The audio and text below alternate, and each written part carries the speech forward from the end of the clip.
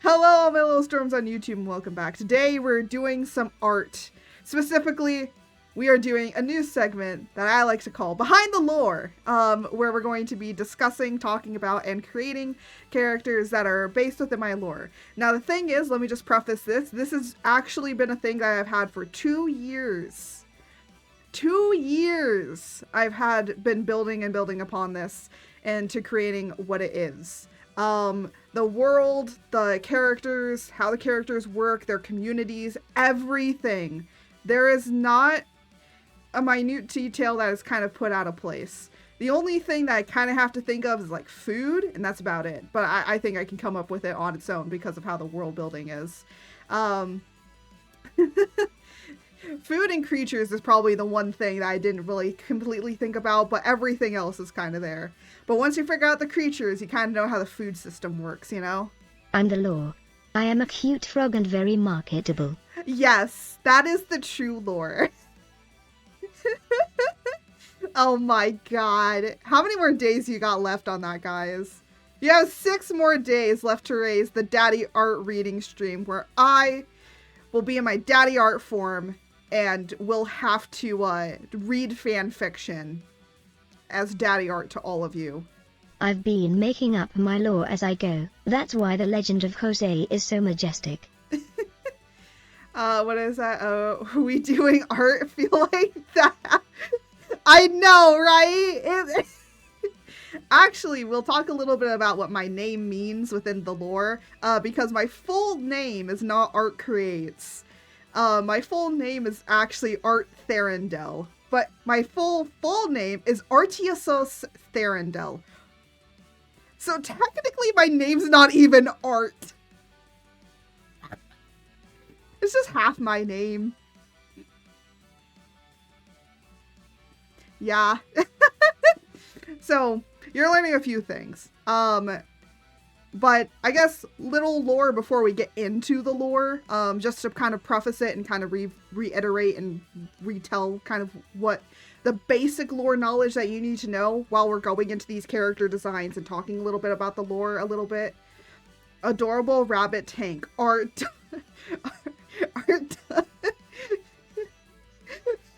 Speaking of the lodge. We fixed it. Adorable rabbit tank. Actually, that's not what my name means.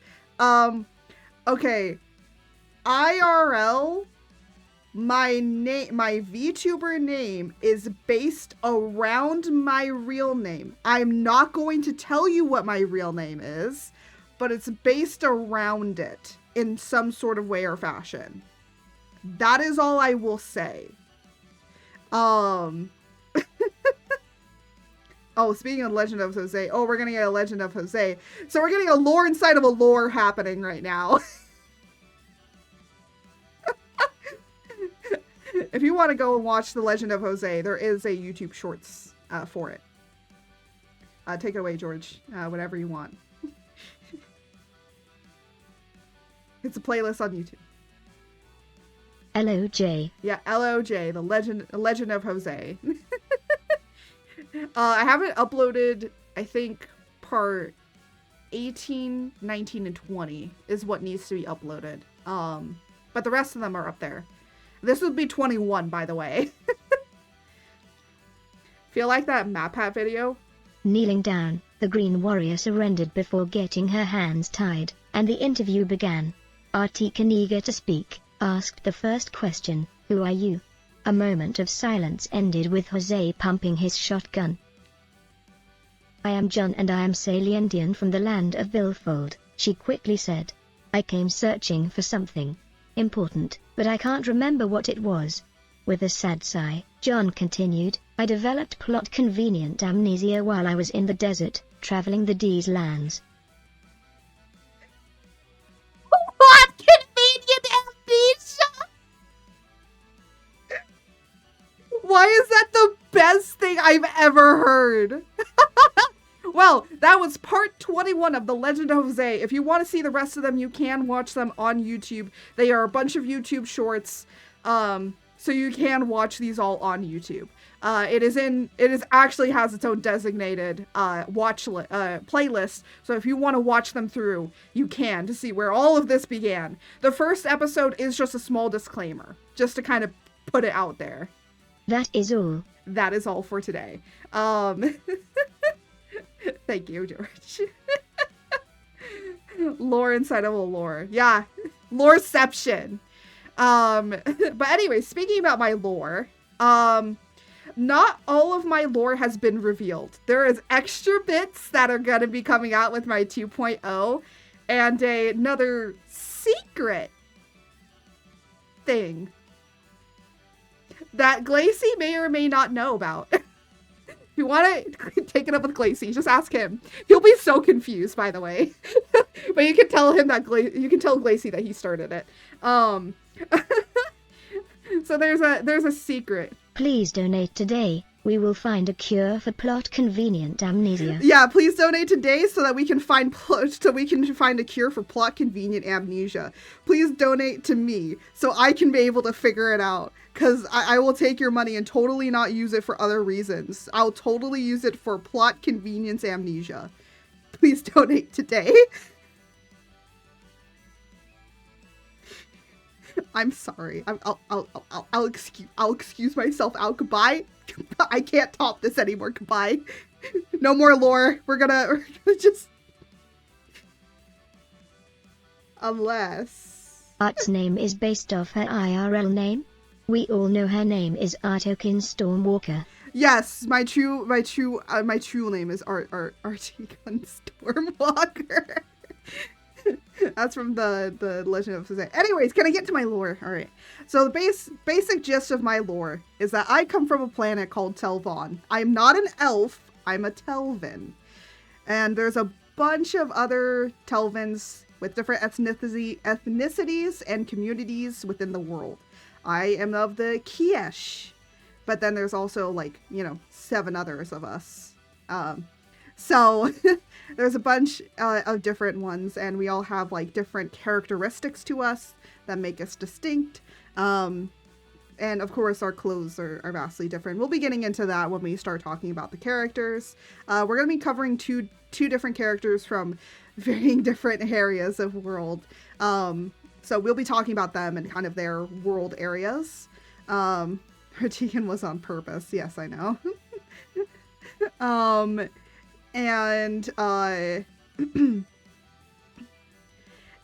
the basic lore that you need to understand. Hey, does that say I'm 90? I'm not an elf! Streamlabs gets it wrong. I am not 92% elf. I am not an elf. Shut up! I am not an elf! I am not an elf! Okay? Sir, it's Antonese. I'm not an elf! I'm not an elf! I refuse to believe that I'm an elf. Oh my god. What?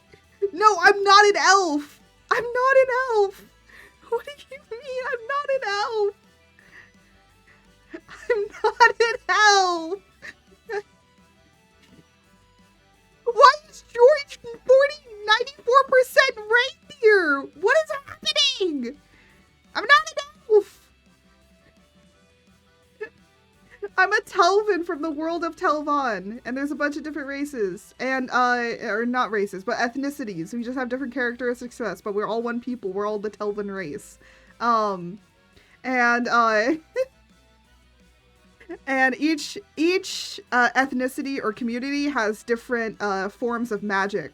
So Kiesh has magic of the sky, and and then when we get to the other ones, we are going to be touching on water and fire next. And then there's also rock, nature, and land, which you would think are all the same. They're not. Rock, land, and nature are 3 different things. I just ignore it. We just need art of art dressed as one of Santa's elves saying, I'm not an elf. Oh my god! You know what? Sure. If someone makes that, If somebody makes it, I will have to, okay. You know what? I might make that a goal for the charity donation. I'm going to be having a charity soon, but I'll talk about that after I'm done with the lore. So the basic lore that you need to know is that I was a mortal and then I became a deity. I wasn't originally a deity. I was a mortal being that eventually became a deity. And the same is with all of these particular characters that we're going to be covering. The first characters that we're going to be talking about and covering are people that are basically my friends within the lore, that all also became deities. And some revelations came out that we actually are the reincarnation of the previous material gods of the world. The material gods basically are just the gods of the world. So there was like a deity of sky. I'm the reincarnation of the deity of sky. That's why my male model is the way that it is. My male model is literally just the deity of sky. That's here. Let me just like switch over. So there, this, it broke. It doesn't matter. This is Siren. Okay. This is Siren. This, how he looks. This is Siren. Don't worry, I accidentally broke it myself. This is Siren. This is the god of the sky. I'm the reincarnation of him. Take this, sky god. Oh wait, Your hold wallet on. Is mine forever. So that's why that one. I broke the thing. I have to reconnect it. Hold on. Just imagine I got hit.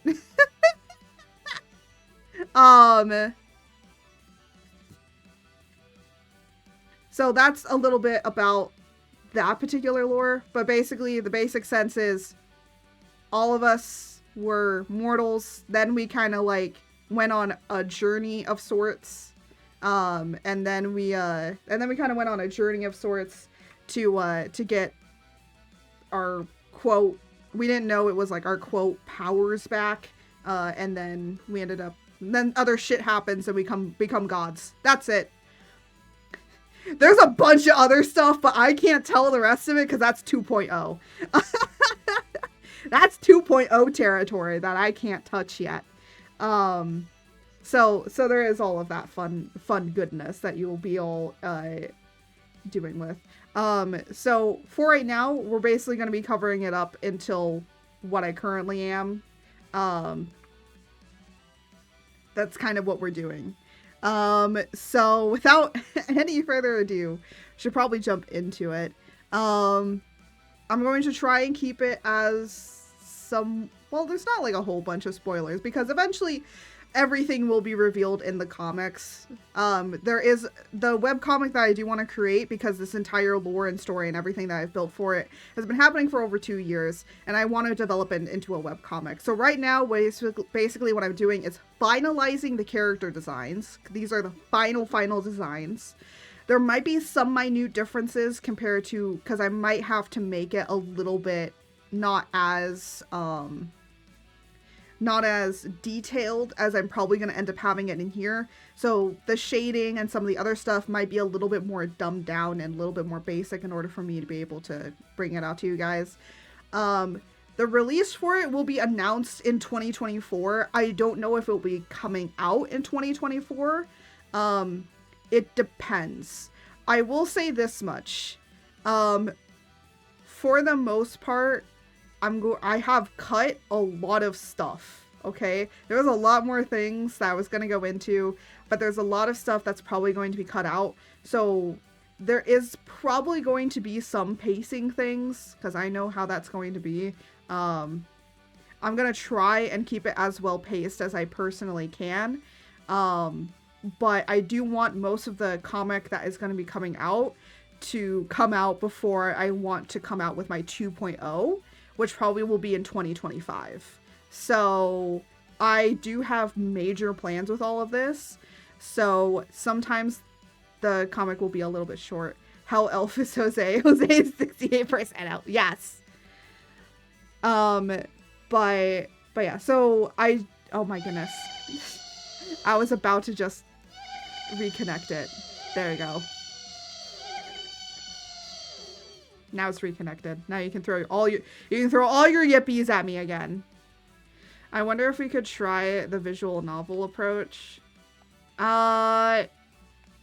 That would be cool, but that's a little too much. Because at the end of the day, I am the one sole creating the comic, okay?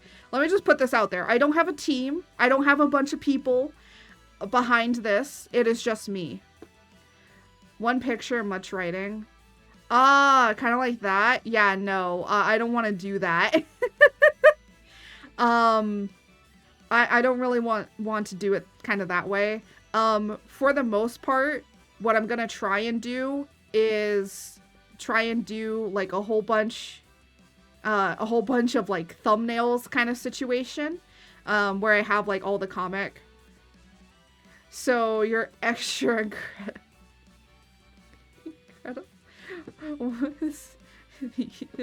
So you're extra incredible at it. Yeah. No. It's just me doing all of it, writing all of it, doing all the art for it and everything. The great thing is that Clip Studio has like a way of how you can do it, but I'm going to be honest, like, just so you all know, where you're going to be able to find the webcomic when it does come out, it will have like its own kind of dedicated website, or I might try and post it in some ways on other social media, but I think for the most part, I might just have it on one dedicated area. And then if you want to see the thumbnails or anything extra, like behind the scenes kind of situation, I might have that up on like Ko-Fi memberships, so that then you can like pay extra to kind of see like the behind the scenes work of everything. And also kind of help me in supporting the comic, because I'm basically not getting paid to do any of this. I'm just doing it because I want to do it. So there is all that kind of awesome things that I want to do with it. But yeah, I don't want to paywall stuff, but you know, I might just do it like for those kinds of stuff. I will say that because I am going to be making it on my own site and sort of stuff like that, that means that's great because I can put my own restrictions on what it is. If it is going to be something that is spicier, like a spicier scene, which there are a few that are going to be planned, those I'm going to debate to release it first through the paywall and then release it. But put a warning out that if you are underage, do not read this part, because this is an 18 plus kind of comic. It's not a child's. And honestly, some of the themes that we're going to be going with the comic are going to be a little bit darker, talking about themes of very dark things. Because also what's going on in the world is there's a lot of war, there's a lot of bloodshed, there's a lot of terrible things that are happening. So yeah, my lore is actually pretty dark when you start thinking about it. There's a lot of dark things that do happen, and a lot of dark themes, including that of unaliving as well, or self-unaliving. So just putting a word of thing out there. Just make sure you don't include essential dialogue. Yeah, most of the spicier stuff would, if there's gonna be like a spicy scene in it, it might be cut. And then if you want to see the full comic with the spicy scene in it, it'll be behind a paywall, but it'll be in the normal comic. It just won't have that scene. Or that scene might be just like have like a little thing over it saying like go to Ko-Fi to see the full scene, and then you can just move on from there. So it won't be like in there. We can compare notes sometimes. Yeah. I will say though that most of the dark theming and stuff like that, that's why I'm like, it's gonna be on its own website, because then I have my own ways of how I can set it up and stuff. For right now, it's not gonna be on like a very good website, because I'm just gonna like, you know, use one of those like, oh, make your website on here, like, you know, Squarespace and shit like that. I'm gonna basically kind of do it like that, so that then I can be able to have everything where I need it. And I'll separate it up by like, you know, different chapters and stuff like that. So then you can be able to easily kind of access all the chapters and stuff like that and go through each page. So I'll try and make it as organized as I can so that you guys can have can have what you need in order to do your stuff. But that's my plan. That's how I want to do it. I just want to put it out there that there are going to be some darker themes in it. It is not a lighthearted kind of thing or situation, and it's not just edgy and dark because it's edgy because I want it to be edgy and dark. It's edgy and dark for a reason, because most of the stuff that happens in the world is just not good. It's not a good situation to be in. So yeah, I think for right now there's only like 2 spicy scenes that I'm planning. That's not a whole lot compared to the entire length of how I want to write it. Also, technically, there are parts to it. There's going to be 3 parts. The first part is like up to a certain point. Then there's like a second part, which is the rest of my lore. And then when 2.0 comes out, that's when the third part will be released.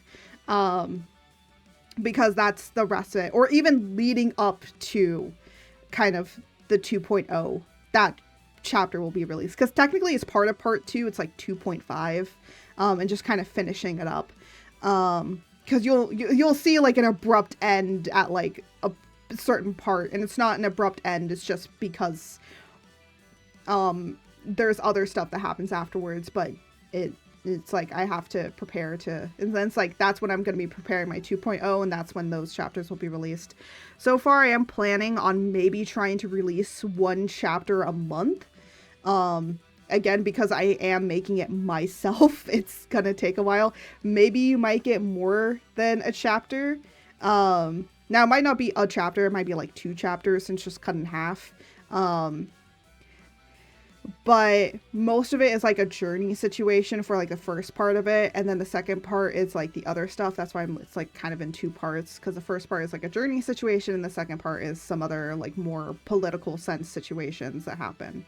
So I'm trying not to give a whole lot, but I'm trying to like just show you guys kind of like how my thinking is of how this has been written, and how it's going situation.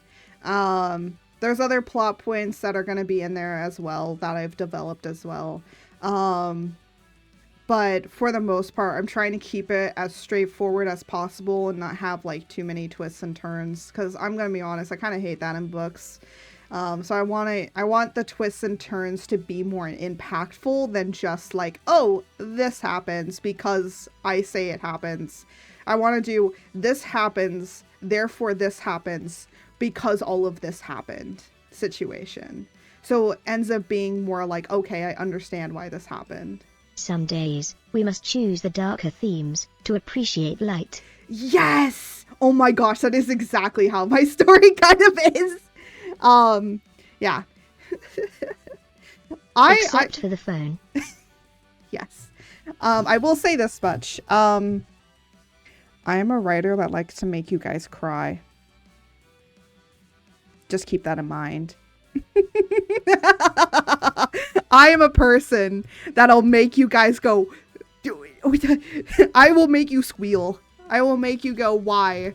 I will make you question why things are the way that they are. And it's like, no, it should have been like this. No, it should have been like this. Why'd you write it this way? How could you play with my heart? Yeah, I write that. I write like that. And I love to write like that. And if you don't like it, get out. Bring it. Okay. Anyways, we should probably be getting over to the art, because we've been talking for a while. Actually, let me say some quick announcements before I go into everything. So, other than me working on this sort of stuff, I will have commissions open, but they are kind of in a waitlist situation. So basically, I'll get to them when I am able to get to them. But you can still join the waitlist, and I will get to your commissions whenever I do get to your commissions, and I'll try and keep you up to date on anything. But yeah, so if you want to commission me for a whole bunch of different art, these commissions will still be happening even while I'm doing like all my other stuff as well. So just keep that in mind. And merch. Unfortunately, we have no Christmas merch this year. I was not planning on it, but we may have Valentine's Day merch. I may be working on some Valentine's Day merch. So I know it's like Christmas hasn't even happened, and for some reason we're going into Valentine's Day, but you know, you kind of have to make this stuff beforehand and then upload it. So there may be some Valentine's Day merch that may be coming out as well. But if you want to get some awesome cool merch right now, you can through command art merch. So it's ! Art merch, or you can go down in the description below and it'll be there. So yeah, actually everything is down in the description for YouTube. Anyways, let's move over to stream, shall we?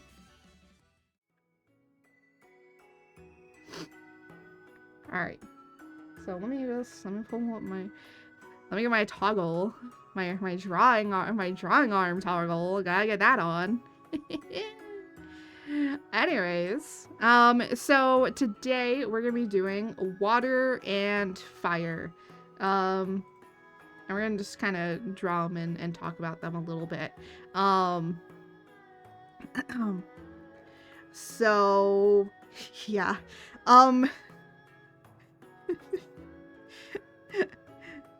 So just to start off a little bit with the lore background, remember how I said that we're all Telvins, but we all kind of look a little, different.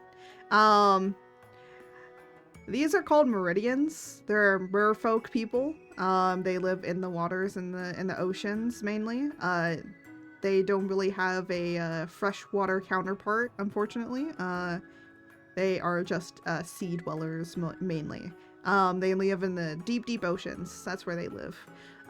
So this first one is eventually becomes the deity of water. This is Taida. That's her name. Her official name is Taida. She was the high priestess of her community, and then she became the deity of water in general. Well, mainly in the fresh water, kiss out. I guess so, George. You are the freshwater, aren't you? So I still do have to draw on her clothes. Don't worry about it. Don't worry about it, Twitch. Don't worry. She has clothes, okay?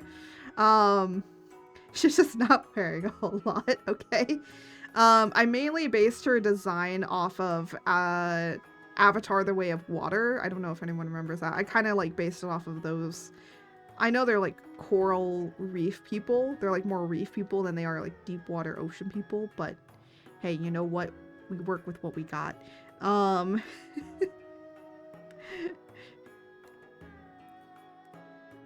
You gotta sometimes work with what you got. But yeah. Also, by the way, we might be going into gods and stuff like that, and certain gods that will be showing up. Kiss out, kiss out, kiss out. I refuse to learn from this. What do you mean you refuse to learn? I don't know what you're talking about, refuse to learn, George.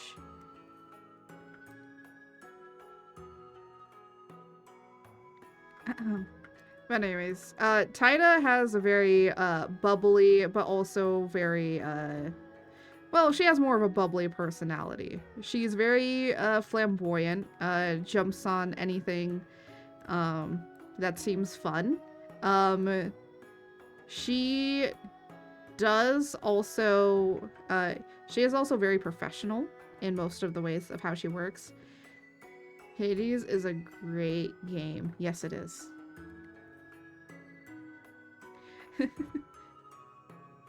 Actually, I was thinking about the gods intervening before that, before Hades came out. That has been an idea that's been in my head for a long while. Actually, there are gods that are going to be, but we'll be talking about it when we get to Luthador. We'll be talking about it then, which is another character. But Taida here, which is the main person we're talking about right here. So she is very flamboyant. She has a very bubbly personality. But at the same time can be extremely serious when it comes to situations. And when she gets serious, okay? She gets hella serious. Like, it's like a switch. It's scary. Her personality changes as swiftly as the tides do.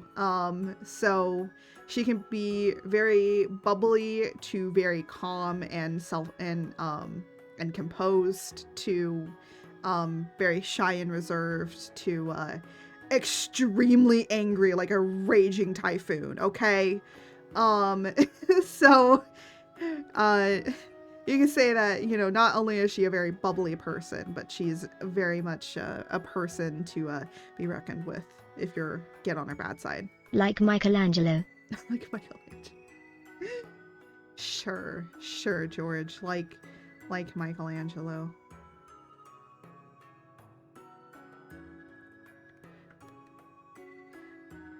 But yeah. So I'm kind of just making her outfit here. So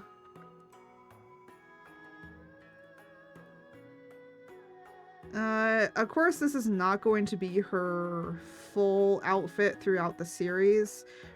She will probably have the most amount of outfit changes. Don't touch her pizza. Exactly. Don't touch her pizza. She will be angry. She will have the most amount of outfit changes probably out of all of us. Technically I have 3, but the second one, well, technically 4. I'll talk about that later. Any chance, did you see what I got from Lynn? No. You're from Lynn? I don't know.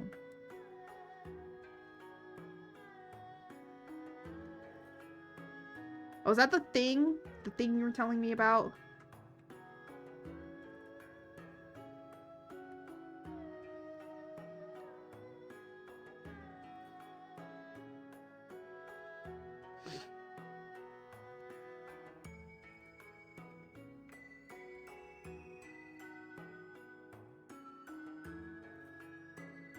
Art piece.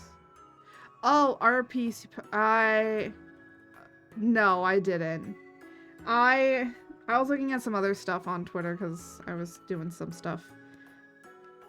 But yeah. Anyways. Oh. So do you guys want to know how much I've thought about the lore?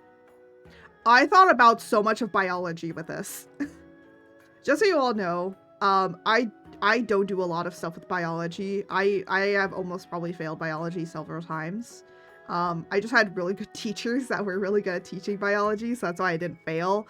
But I've thought a lot about biology with things. Like, okay, if they live in this world, in this area, like, what would they look like? That is mainly what I thought a lot about this.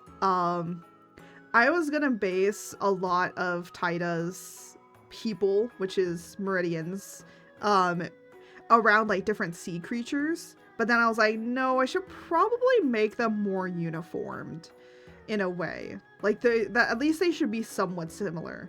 Like maybe their colorations would be different, but they'd be like pretty similar with how they look. At least when it comes to like body wise. That like males and females are almost very similar to each other. It's just that the main difference is that females do have mammary glands, which is they have breasts. No, I'm thinking of fish people of One Piece.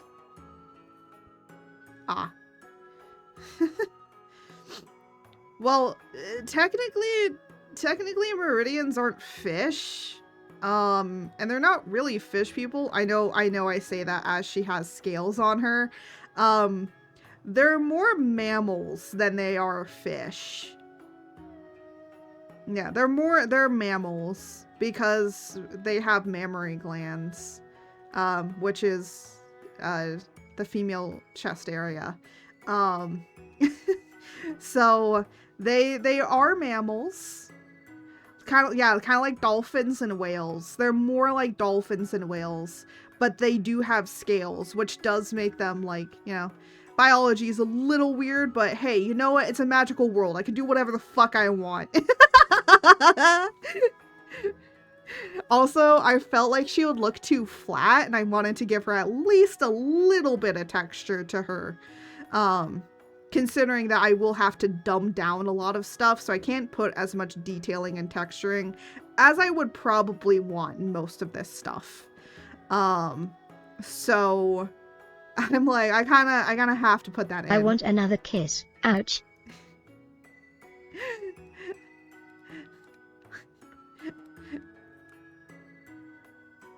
But yeah, I have thought a lot about like how certain things are supposed to work with them, and just how everything needs to roll in order for it to work properly.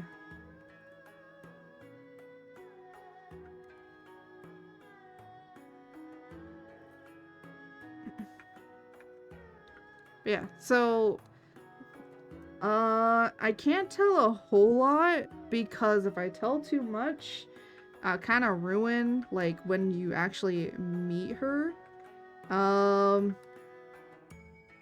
Actually, funny enough, I'm I'm drawing the first person that we kind of, so the way of how the lore works, this is kind of, I don't need to go over this because you'll like learn this within like the first and second chapter, okay, when I come out with the webcomic. We need to go around and basically find all these people, right? It's not just like they're gonna come to us, it's like I have to go out and like recruit them kind of situation. So funny enough, Taida is the first person that we recruit, not the first, and the person that we're working on next is the last person we recruit, which is kind of an interesting irony that water is the first and fire is the last.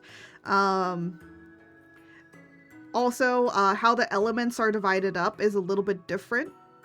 Gather the Z fighters, as it were. Exactly.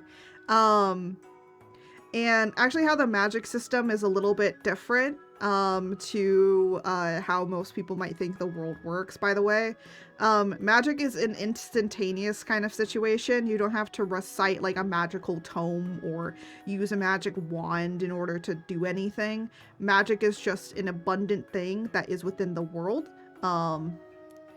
And different, depending on where you come from, you do have different magics that you can control over. So Taida can only control that of water, or anything to do with water. Sometimes it can be a subsection variant of water or something like that, like, you know, oh, you could talk to fish. That's your magic. You can talk to fish, and that's it. Very rarely do people have like other things, like, you know, actual water manipulation or freezing water or heating up water. Like, all of those are different things that people can have individually. Not one person can just have a whole bunch, meaning like they can heat up, freeze, and manipulate water.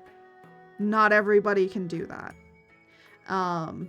If you can, that's cool, but then it's weird when you can do all of them. Taida can do all, like everything under the water, because eventually she becomes the deity of it. That's like the one criteria. It's like, for some reason, these people just have complete control, or like have basically all the magics that has to do with this particular magic form, and they don't know why. Of course, we know why later on, because apparently we're the reincarnation of all the deities. Makes sense, because the deities are these things, oversee all of this magic anyways, so it makes sense to why we would have all of it.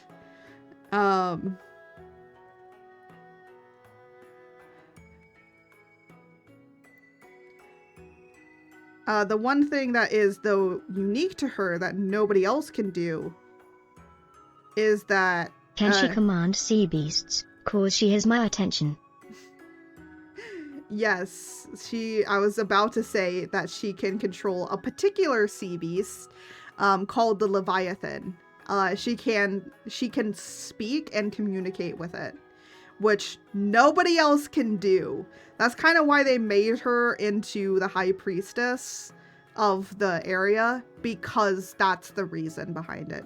So there is even lore behind the characters that we're going to be discussing as well.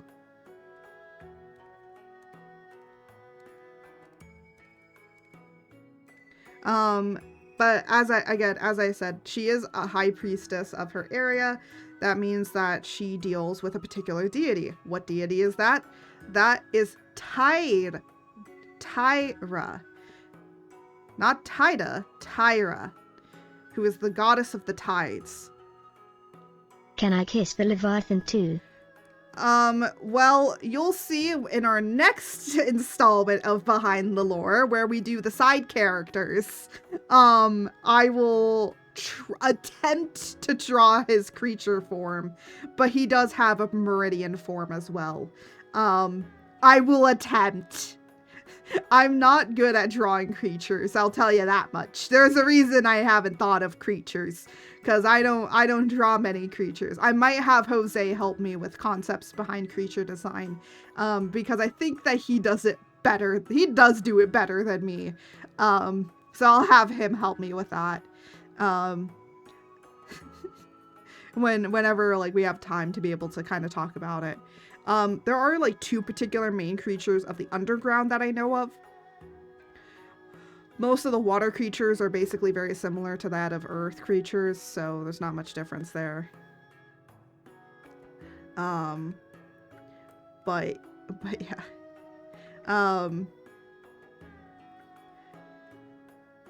But she can talk and communicate with the Leviathan.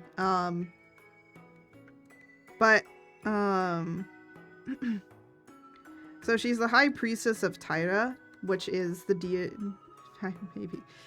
which is the deity of the ocean. Well, technically she's only the deity of the tides.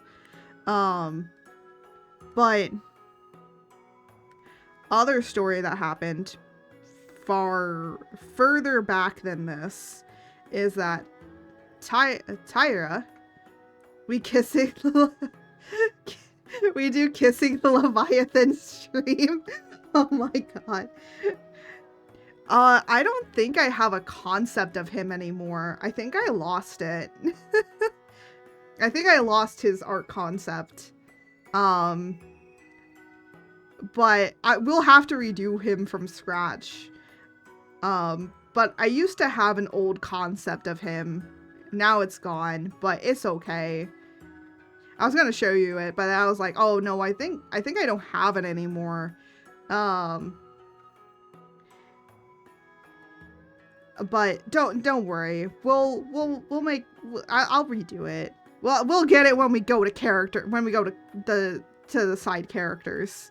Reoccurring side characters. There'll be, technically they're reoccurring and just side characters that are going to be around and pretty important.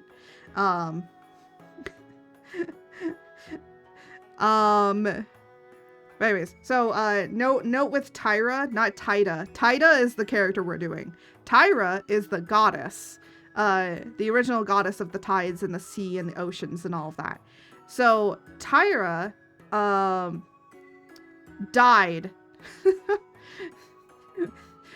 The lore there is that she kind of just wanted to explore things outside of her own domain, and she didn't know that going beyond her own domain would kill her, because she's never done that before, and everybody else can go beyond their own domain, so she didn't know that it basically could kill her. So she went out of the ocean, and the moon didn't like it, and created death upon the world. Yeah, that makes no sense, doesn't it?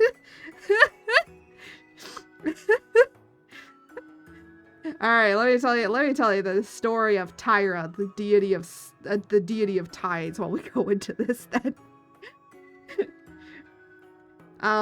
So Tyra, the deity of tides, basically, originally, was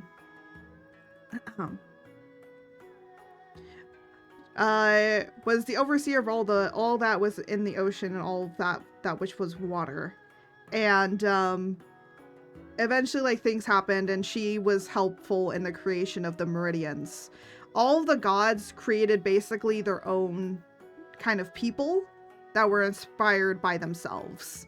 So, like, the idea that, you know, God made us in his image kind of situation. It's basically kind of going into that sort of idea or ideology of it, of that literally the gods did make them based off of their own image. Along with another god, which his name is Telvok, which we will be getting into when we start talking about gods.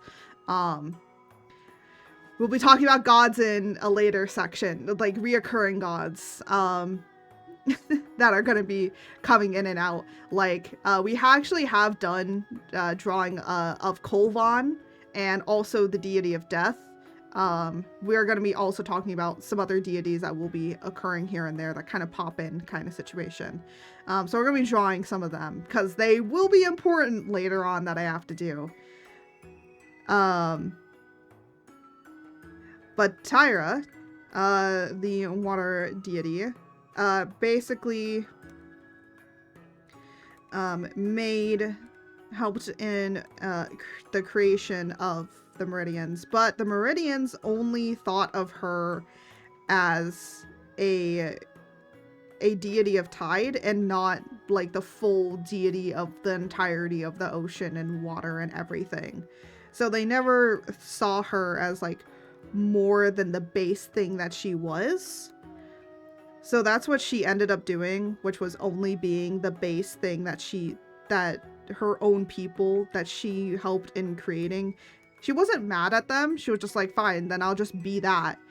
And then they kind of basically end up forgetting about her in a way, in some sort of way or fashion.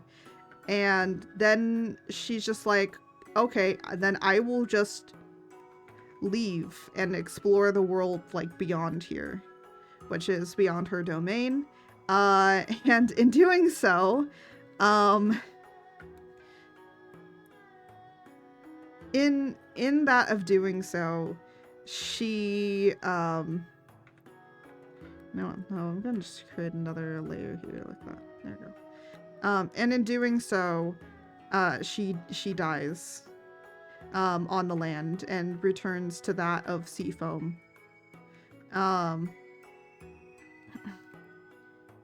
And the moon, of course, was worried because Tyra and the moon work together a lot. So she was worried, like, you know, where had her friend gone? Of course, you know, they weren't friends really. They were lovers. And she's just kind of like, you know, where did she go? What happened to her? And when she finds her, she sees that she has died and turned into sea foam, and that she was too late to find her. And all the other gods like kind of begin to cry, and they kind of don't know why. And then when they realize that Tyra has died, which, by the way, death was never a concept in the world until Tyra died. So the idea of death, the being of death, had never come to the world until that happened. And then basically that's how we got the god of death. Is he just kind of showed up and he was like, cool, now I'm here. We'll be talking about like more about the god of death and Kolvan and a few other gods when we get into doing gods, because that is an entire complex thing unto itself with how the god of death works.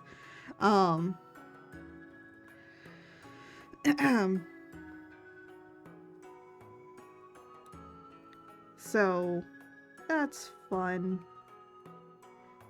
1, 2, 3, 4, 5, 1, 2. Okay, I need a fourth one here. Or fifth one here.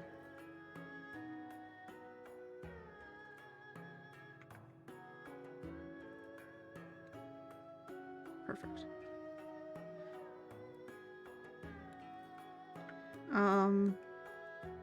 But yeah, so so Tyra ends up dying and then becomes but then what ends up happening is that the void, the beginning being of everything, the a being that is a being but also not a being. It's also a thought and everything and nothing at the same time. Ends up feeling bad and basically recreates Tyra into Starlia, and Starlia ends up being kind of like Starlia is basically Hades. She basically ends up just becoming Hades. She becomes the overseer of souls because now death is a thing in the world. So the souls need to have some place to go. So Tyra becomes Starlia, the Star Collector, because all souls go up and become stars. So yeah, that's the story. And you might be like, oh, but if Tyra is technically still alive, how is Taida now a new god of the water? Because it still needs to happen, even though that she died. Technically, Taira is still dead. She died. Taida is now the new god of water. And technically, when she becomes the god, technically in a way, Starlia and Taida are siblings. Technically. Because they're born of the same thing, which is Taida. So technically they're siblings. Well, they weren't born, but they're pieces of the same person, so they're technically, they're kind of like identical twins without being identical. That's the best situation I can kind of give it. That's the best way I can probably explain it. We will be redrawing Starlia and her lover, the moon, which is Lunaris. I've actually drawn Tyra before in her original, like Tyra, not Starlia. Tyra I did draw before. Do I have this somewhere? I forget where I have this. I think I have it in here? No. Where did I put it?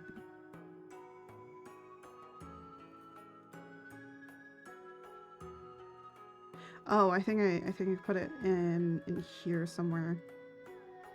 Yes, I did. So let me just open this up. Now, of course, this was like a concept idea of it. This wasn't like the final idea, but this was like kind of like an idea of how I wanted her to look. And kind of ended up being a mix of how she is Starlia and Taida. So, of course, things have changed. She doesn't look like this anymore, like in my concept imagining of her. Because if she's supposed to make Meridians look like how they do, she would probably be closer to how Taida looks than this. Than like with a humanish skin tone. And everything. So yeah. I have to take a quick break. Oh, great. There's an ad running. Fantastic. I was actually going to run an ad because I needed to go take a break. So I'll be right back. All right. Now, let's focus a little bit more on the character. Huh? I gotta really start working on getting her done. But anyways, I do hope that you like the impromptu, like, other things. I have thought a lot about this world, okay? I think... you know how, like, there was that meme going around on TikTok about how a lot of, you know, like, oh, this is my Roman Empire kind of situation. I feel like my lore is probably the most Roman Empire situation that I ever have had. Now, of course, there are some days where I try not to think about it because I want to think about other stories outside of it. But I will say, for the most part, I have been trying to, like, not be as hyper-focused on it. Sometimes I do get these hyper-fixations where I do focus on it a lot. And there's other times where I try not to because I want to give my head or like my mind some space from it in order, because then when I come back I feel more refreshed to look at it with new eyes. So I do that a lot. I think the last time that I really hyperfixated on this was I would say like right around when I was debuting my 1.5, which was in November, or like October, November-ish, because I had an idea to finally just fucking start doing the comic. I was like, I need to do it. It needs to be done. I feel like it's gonna explain a lot more things because there is some... there is like a thing I kind of want to do where I might want to try and do an ARG on my stream. Like only for my stream, you'll just like see random things appear or something pop up and disappear, and it will all be leading to like 2.0. I'll give you one thing for my 2.0. How about that? How about that? Besides the design, I'll give you a little bit to my lore. How about that? I'll give you a little drop. So let me just hold on. Let me organize myself, okay? So I'm gonna get really close, okay? We're gonna really get to know each other for this particular drop of lore. So this is for 2.0. So if you're paying attention, if anybody's here, better remember this.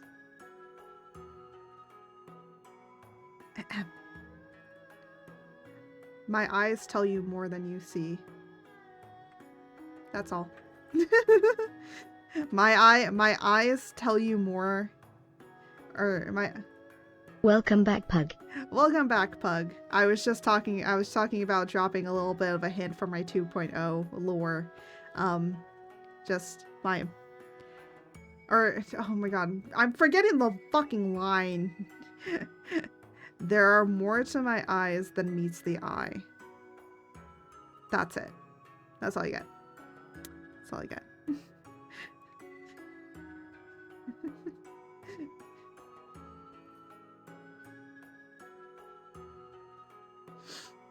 That's all I get for my 2.0. There you go. Let's just say that eyes... Art is a transformer in disguise. No. No. That's not the lore, but you can keep thinking that if you wish.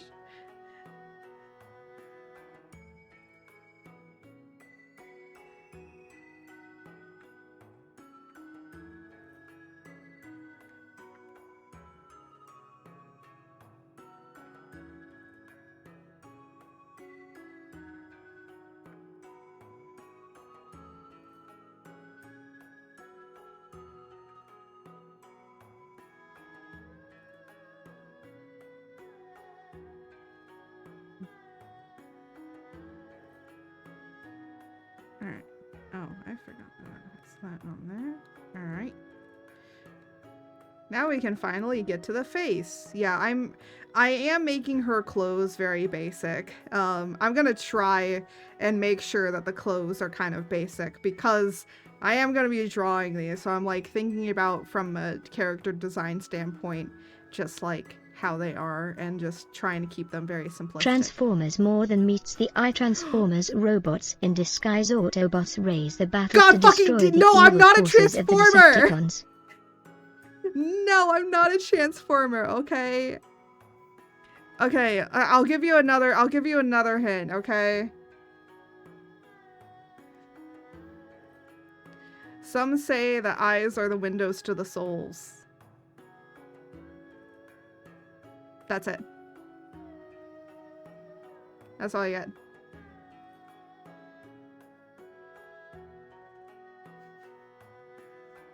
I'm still debating on the ARG thing, but I'll see.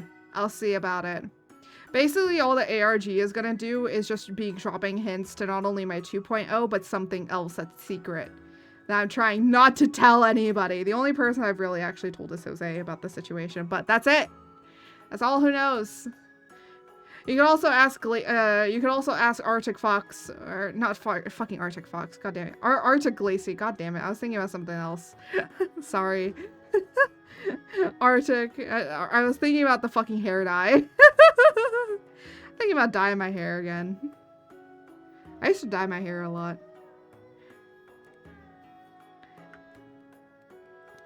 Anyways, let's go on to face. Let's go on to do their face.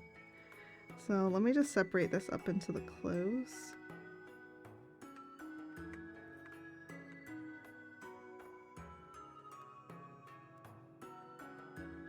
And then we gotta do the face. Oh, should probably do it. There. Keep poking, Mum will slip up. No, I won't.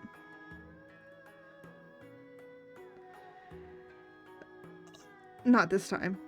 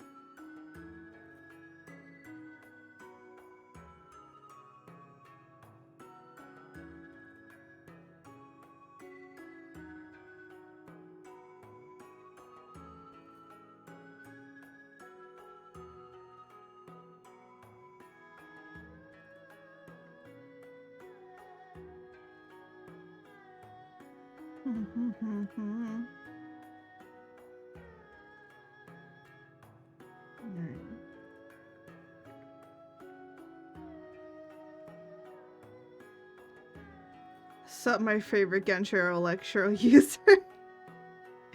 Hello. Hello, Sleepy.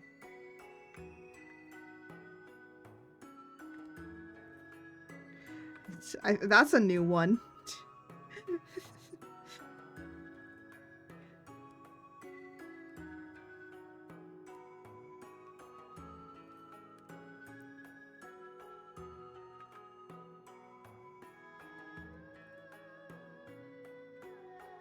Hmm.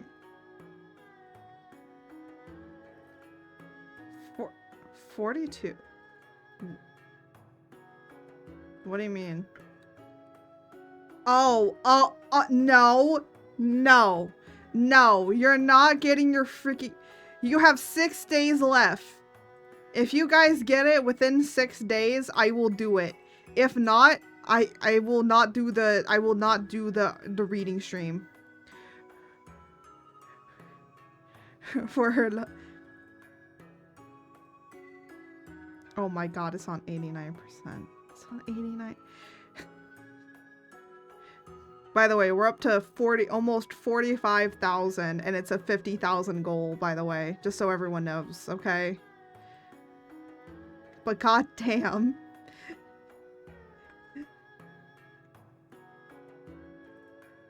Y'all are crazy.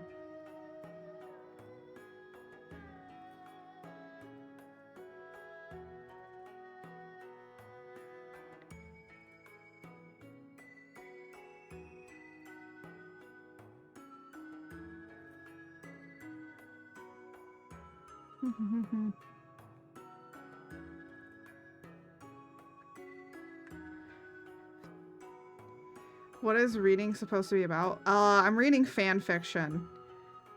I don't think I'll reread it all to you. It's just I have to read it, and then I just have to, I guess it's just basically me mainly reacting to it. Fan fiction about us baby ubu. Yeah, exactly.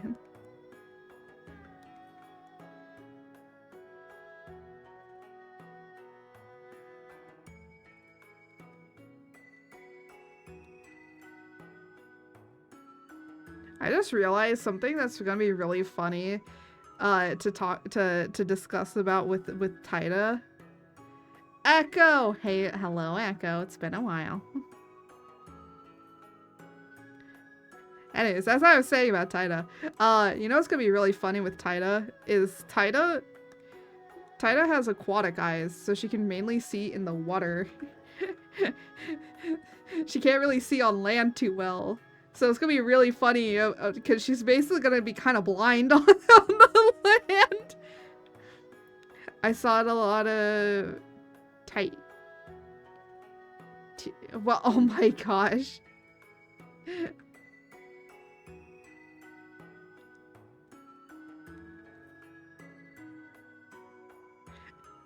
I bet you did. I bet you did.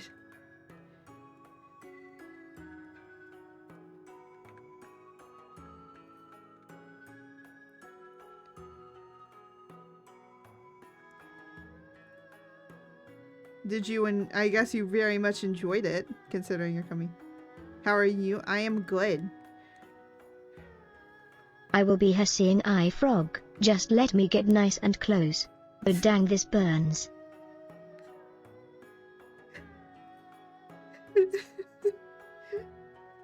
No, you can't get close to her. Stop. She's salt water, and you're fresh water. You can never be together.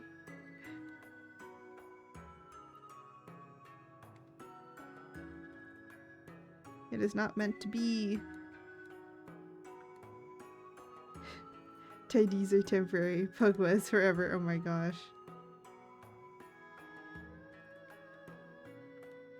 Shh.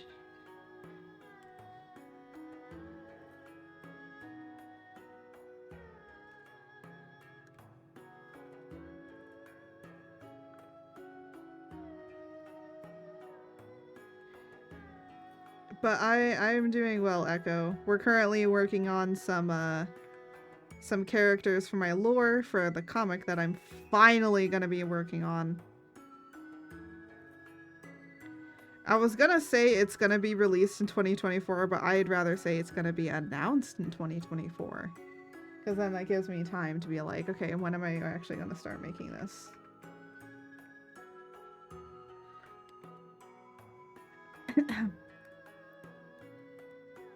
My simping can conquer any pain.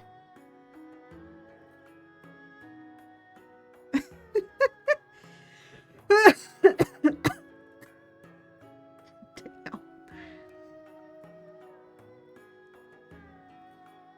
That's wonderful, but can it really? That is the true question, isn't it? I was almost gonna give her my hair, but then I was like, nah, let's just make it fluffy. Just short, fluffy hair. I feel like that's better. Also, I just realized that she looks a little bit like an axolotl if you think about it long enough. Didn't mean to base her design off of an axolotl, but I guess I did. I could go further into it, but I don't want to.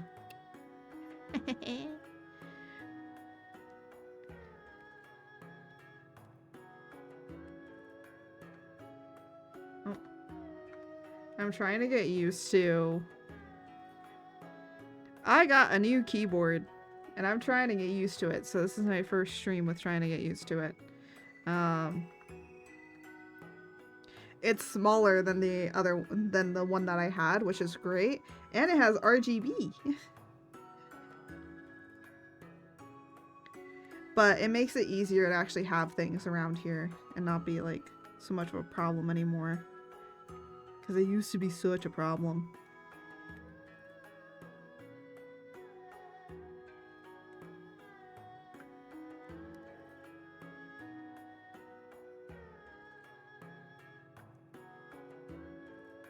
You cannot stop me. I can try. Why'd I say that with such a southern accent? I swear to God, it just comes out. It just come out of me and it just keep going. The southernness in me just keeps coming.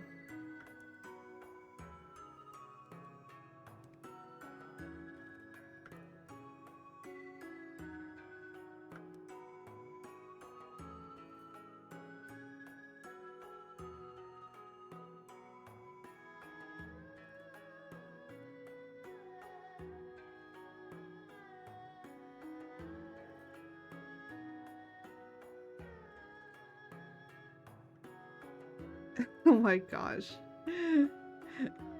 Well, George apparently has ended up in the cage again.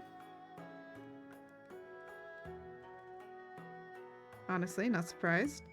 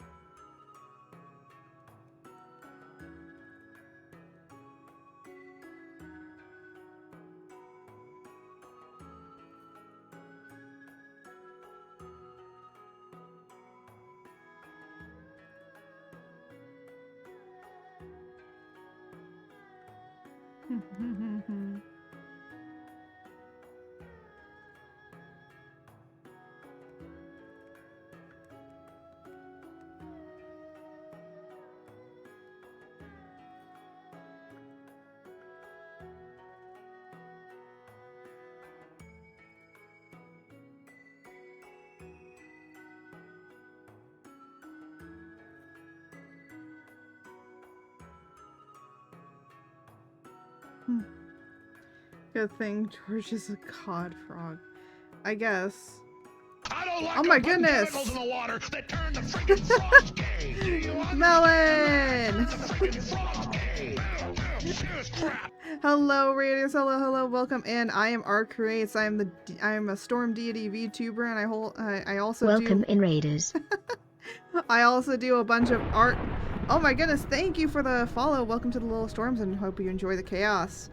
Hi, have a good stream. Oh yeah, if you gotta raid and run, I understand. Go and do that. Go and take care of yourself. I do a bunch of art, and I also play a variety of games. Today we're doing art, and here's some other art that I've done throughout my months. So, yeah. Okay, goodbye. Thank you for the lurk, Melon. Thank you. Oh my god, I'm so sorry. I'll get used to you saying your name. I'll just do JD. Thank you. And also thank you for the follow. Thank you. We're currently working on this character that's part of my lore. So we're kind of working on just finalizing some characters, because eventually I want to turn my lore into a comic. So we're kind of just going through talking about the different characters and all that sort of situation. So if you have any questions or comments going like, hey, what does that mean? Please just pipe in and I will explain it to you. But yeah, thank you so much for the raid. Here, let me write you down on the super cool, awesome note of raiders. Because I don't remember who raids me sometimes. Oh wait, let me give you a shout out. I don't think any of my...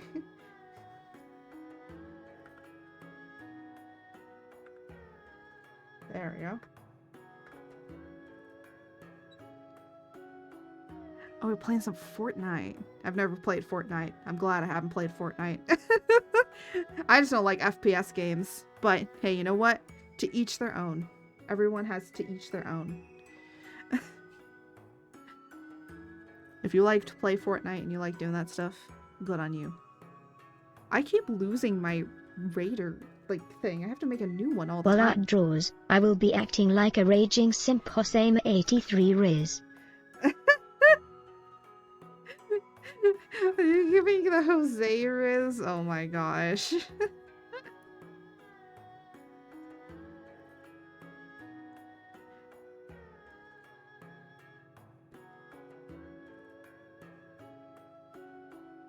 There we go.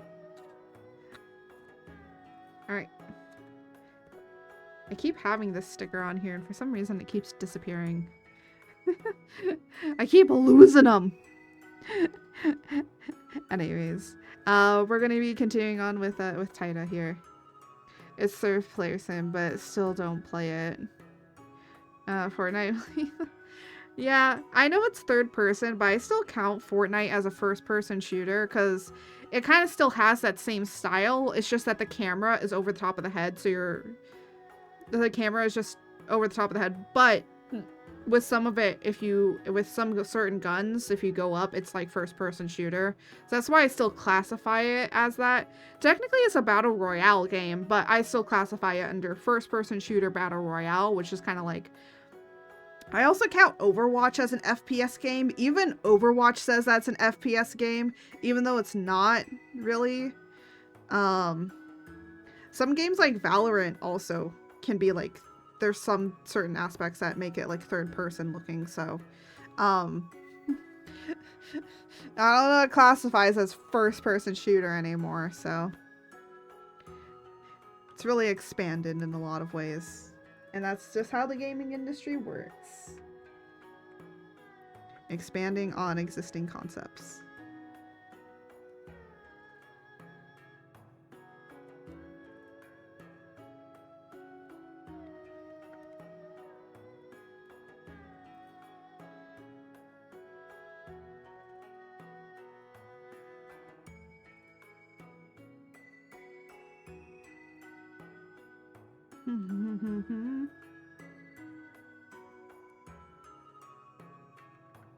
Overwatch isn't first person. No. There's certain like things that doesn't make it in third person. I'm saying it has third-person aspects. I know some of the power-ups make you go in third person.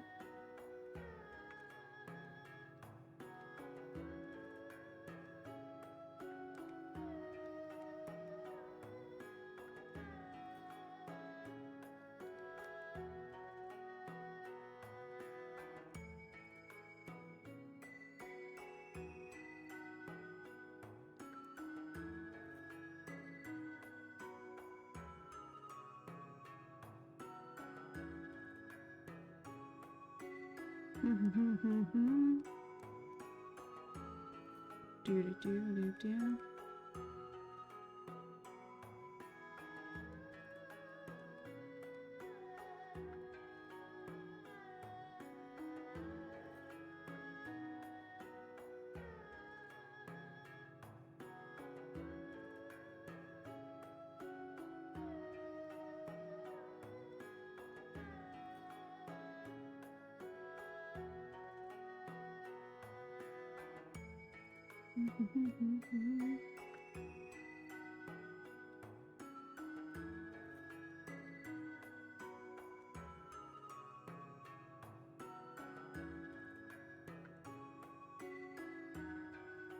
Trying to like think of how I want to do certain things.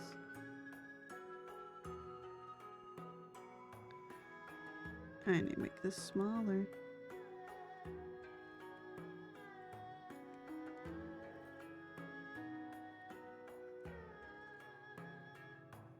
I might need to turn off that. That's my sketch layer. Sometimes you gotta turn off the sketch layer in order to figure out what you're doing.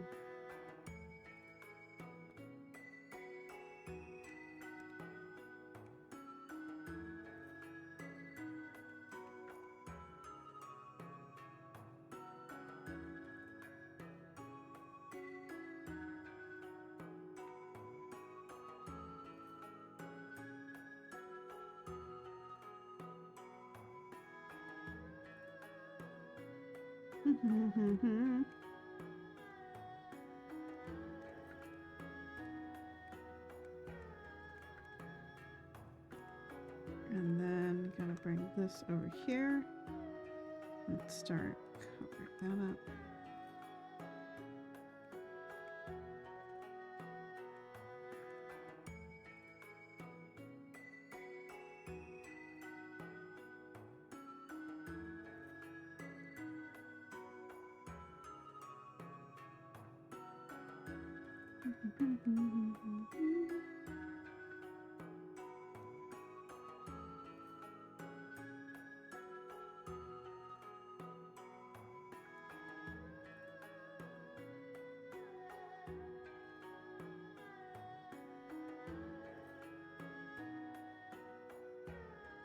There we go.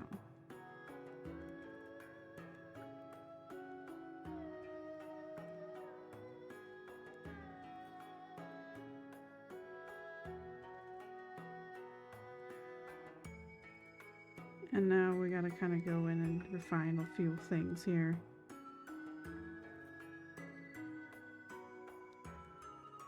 I'm gonna just kind of make her drawing, like her coloring just very basic in a way. Or like, you know, shading it and very basic, just to kind of show how the form of this stuff is. So it makes more sense to how it's supposed to be.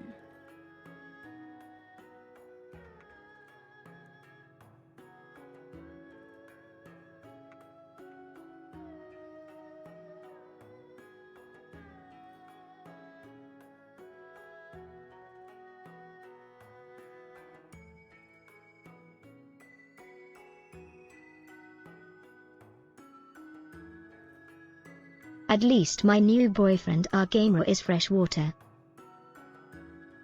Well, what? Our gamer is fresh water.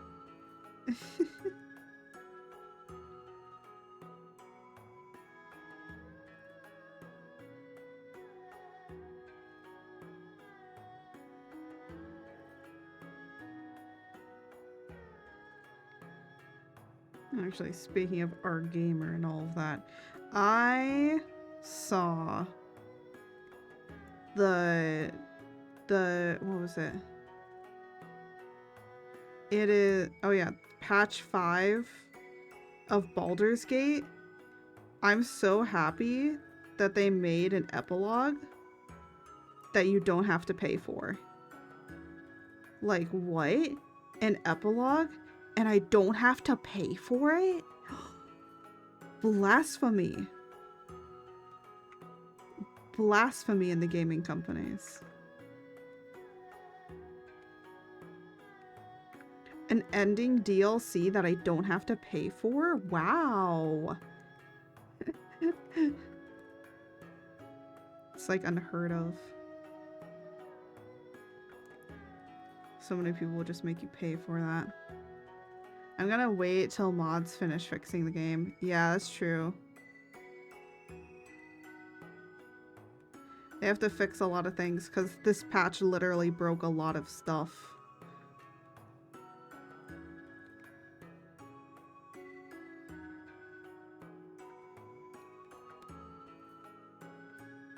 Yeah, I do feel bad for the people that do use like mods and stuff like that because yeah, you guys, I'm sorry you guys, like it broke so much.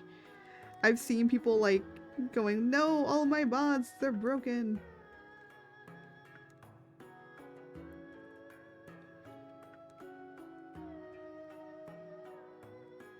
But yeah, I'm kind of, I will say I kind of want to continue streaming Baldur's Gate, but I just haven't, like, I haven't felt like playing it. So that's why we have kind of stopped playing Baldur's Gate, but I will be getting D&D back was into never it. meant to be digital. What? Gotta start getting ready for work. Okay, bye, Jose. Bye-bye.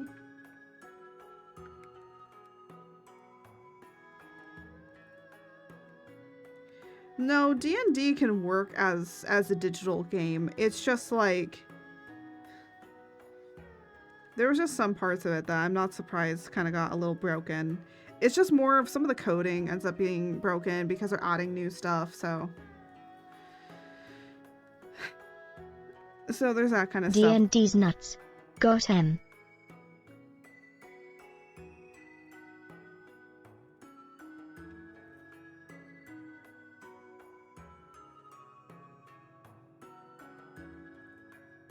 Anyways.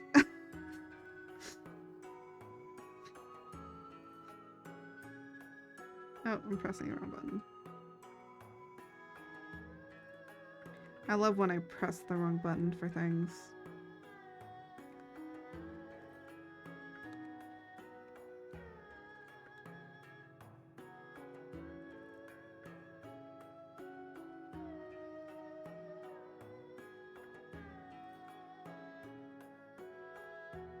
I need to have you stay in that cage longer, George. It'll be longer soon. Did I mention that my new boyfriend has tattoos? Your new boyfriend has tattoos, George.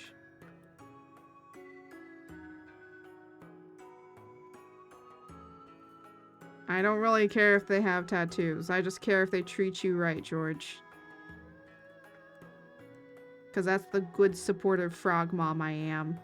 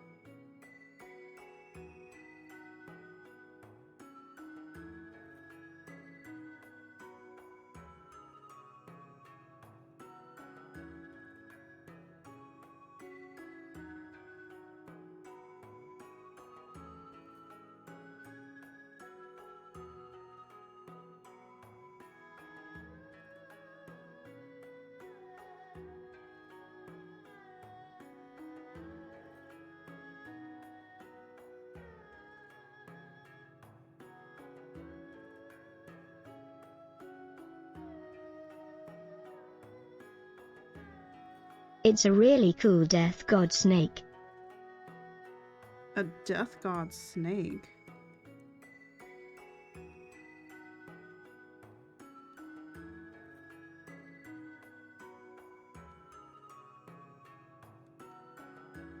Okay, I will say this much. I actually do have an idea for George's actual boyfriend in the lore. And the thing is, Pug, have you been fucking reading my notes? Where have you been reading my mind, Pug? You're making me scared. You're making me scared because you're getting them accurately, and I'm starting to get worried that you live in my walls or something. I'm starting to get worried.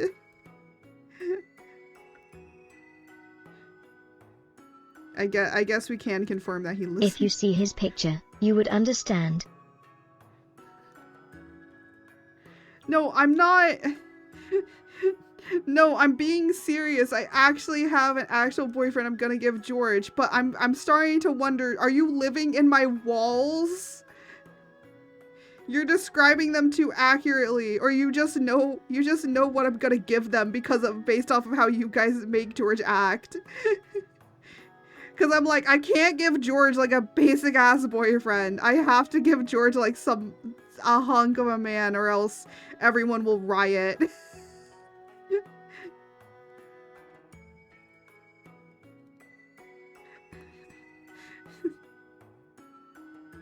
This is formless, but appeared once as a hereditary. Oh, I see. That's the tattoo. Funny enough, I actually do have like, so other than the George text-to-speech, there were actually others that I was gonna have be like guest stars, and we did actually have one. It was Alboris, which is a snake, and yes, it's based off the idea of the snake that's eating itself.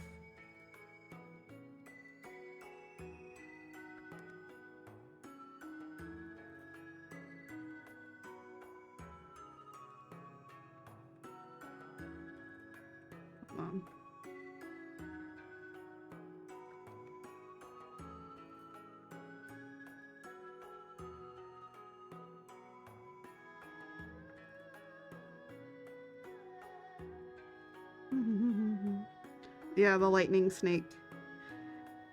But technically the lightning snake and George are siblings. They're not really this is a different, I was gonna have it be a different god. Which actually is the sibling to another character I have. It's confusing. It's confusing how they're related, but they're related. Well, it's actually not that confusing, but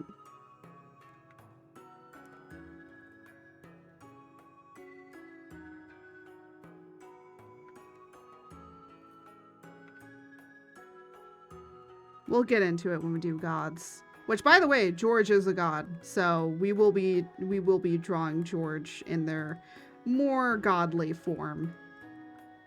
So, just so you all know that. So, when we get to George, just know that George will be in their more godly form. Should I post picture in your Discord? You can if you would like. If you wish. I will probably see it afterwards.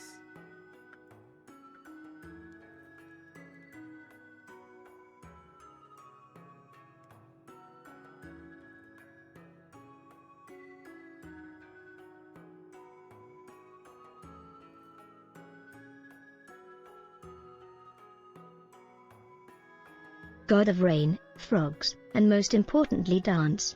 But also credit cards.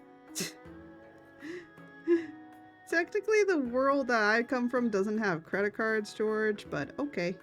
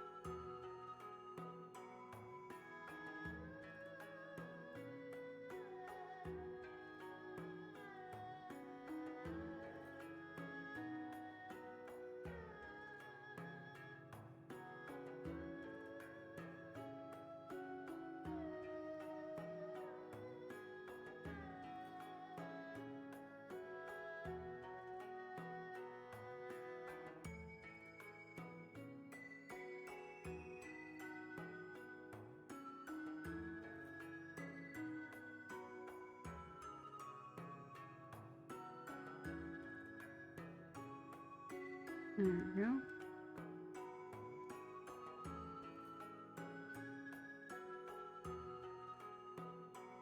I was actually gonna have her hair be darker than this, but I kind of want to keep it with this bright color.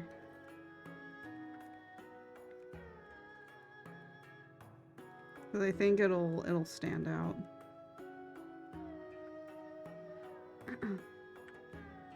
Oop, that's the wrong button. There we go.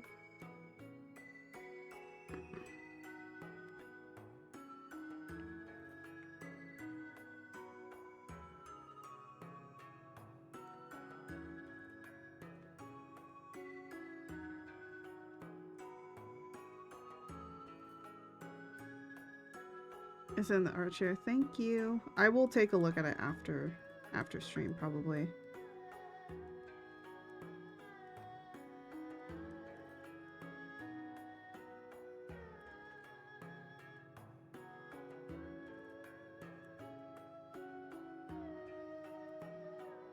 But in a minute we're gonna be done. I keep capitalizing art. I know. I keep capitalizing it too. You're not the only person. You're not the only person that keeps capitalizing art. Whenever I talk about doing art and stuff like that, I always like try and capitalize it, and I'm like, no, not my name. It's not my name. I'm talking about just doing regular old-fashioned art, not me. That's bad. You're not the only person that deals with that situation. Oh my gosh. Anyways, I want to do something really quick, which is on here. Cool. So there is a thing I forgot to do, which is very important. Hi, puppers. My doggy has now arrived.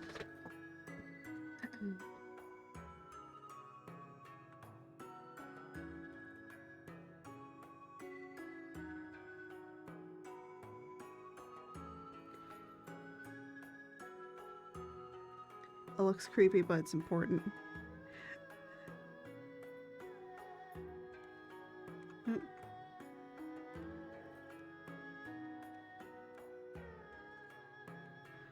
Hubba wubba, hubba wubba, hubba wubba, hubba wubba, hubba wubba.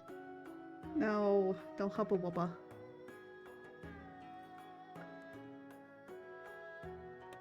Hi, puppers. My dog does not like my new keyboard because it's too clickety-clackety for her.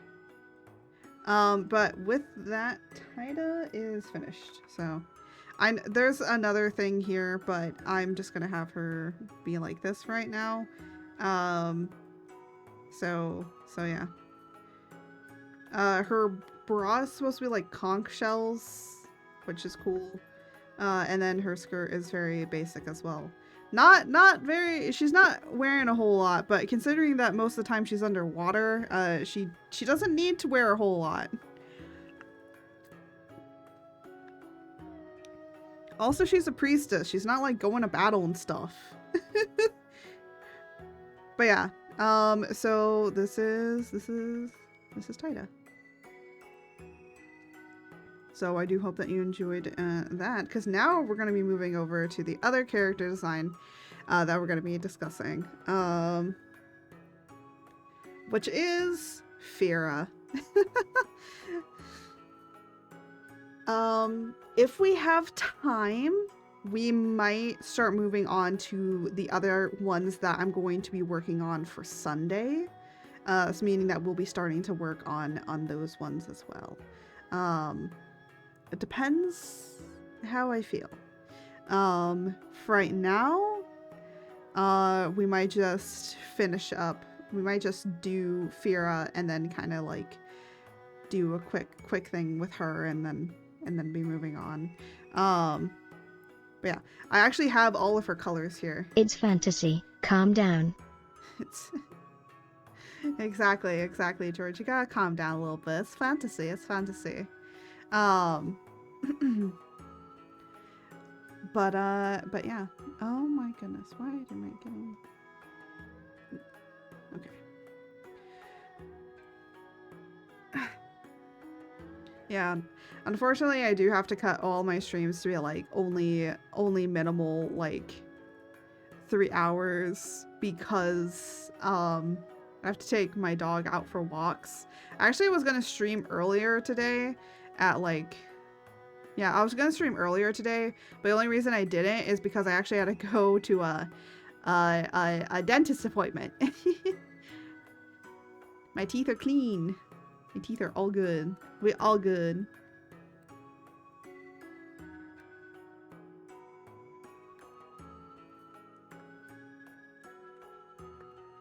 There you go.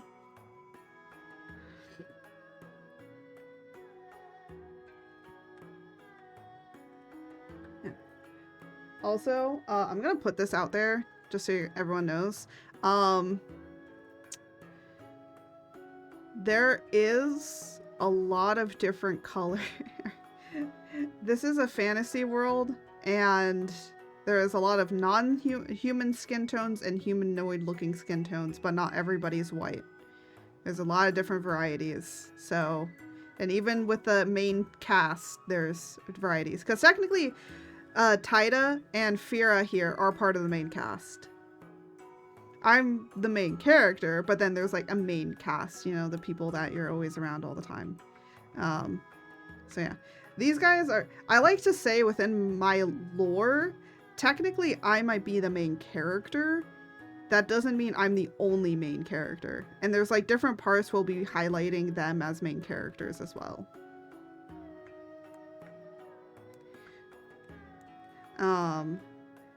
But so we're gonna be starting with Fira here. Actually, Fira is probably one of the most interesting characters because she has gone through a lot of personality changes. Like, I always wanted her to be as she is right now, very like strong and stoic, kind of. And she's very much supposed to be a foil to my own character. For those that don't know what a foil is, it's just somebody that, not an antagonist, it's just somebody that kind of brings into question important characters, like Piccolo and Gohan. Exactly. They're very important characters.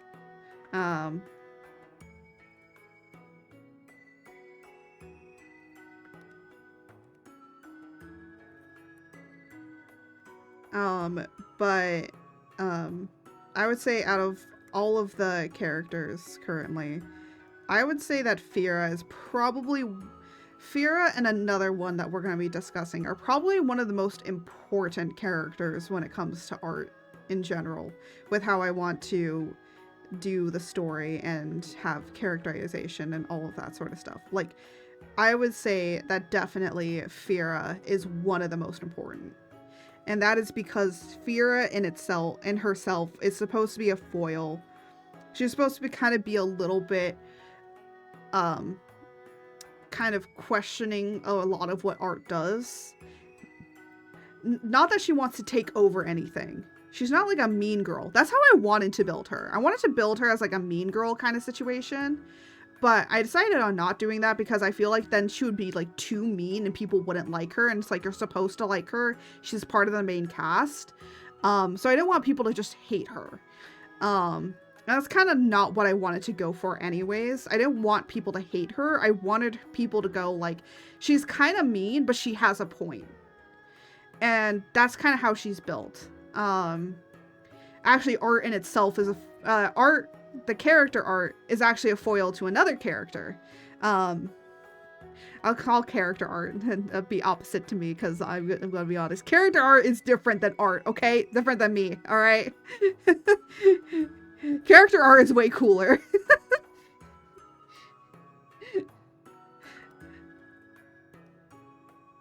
But yeah, so but Fira is supposed to be very, very important in the way of how she questions art, a lot of art's decisions.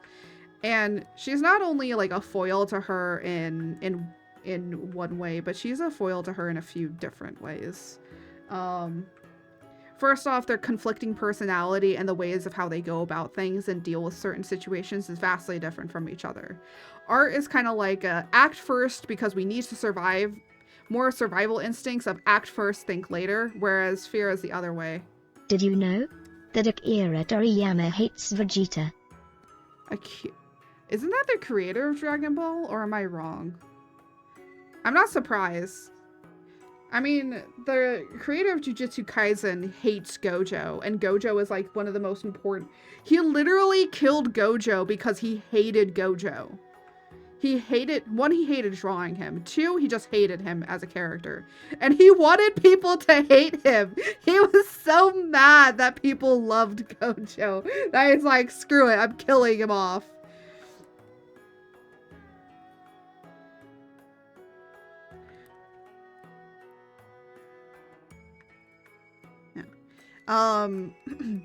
Yes. Oh my. I'm actually not surprised. Actually, the funny thing is, a lot of the people that, if there's a character that the public really loves, the creator probably hates that character. I would say currently within my writing, I'm trying to like think of which character I probably hate the most. The character I actually hate the most, I think right now, is I fucking hate Luthador. We'll get into Luthador probably later because he's gonna be more in the gods section kind of area. He's not a god, but he's also gonna be talked about a lot. It just has a lot of connections. But let's just say that Luthador is the catalyst to the entirety of this story, and I fucking hate him. I know there's gonna be people out here that are gonna love him as a character. Unfortunately, I can't kill him off, as I would love to do, but he's too important. I find it annoying how much Gojo absorbs every conversation. Yes, that's true. But anyways, the character I hate the most is definitely Luthador. Not only is he just honestly the hardest to draw, because like he's actually the easiest, but he has like a complexity to him that I just hate drawing. That's why I'm gonna make him a little bit more basic with how his thing is gonna be, but I'm gonna hate writing him. There's gonna be parts though that I do love writing him, but there's gonna be a lot of other parts that I'm gonna hate writing him, and that's the important thing. But right now I think Luthador is probably the one I hate the most. In other characters that I probably will hate writing,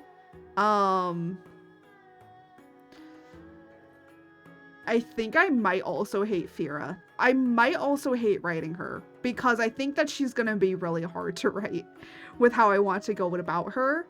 And another one I think I'm gonna hate writing is no, I'm gonna hate Selvik. You'll see why. You'll see why. I'm gonna hate that. But not hate him in the way that you think. How Riz's art is. Oh gosh.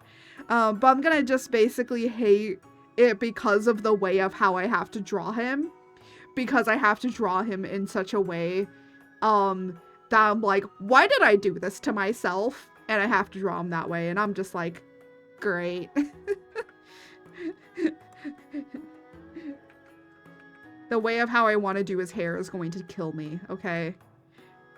I think, yeah, that's it for her skin, alright.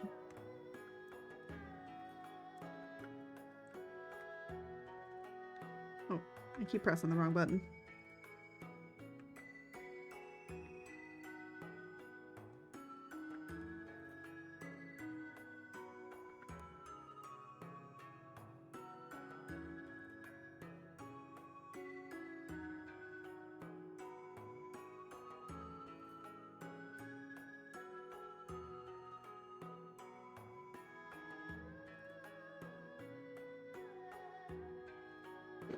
There you go. But yeah, I wouldn't say I would hate writing them. The only person that I probably might hate writing is Luthador for a little bit. Oh.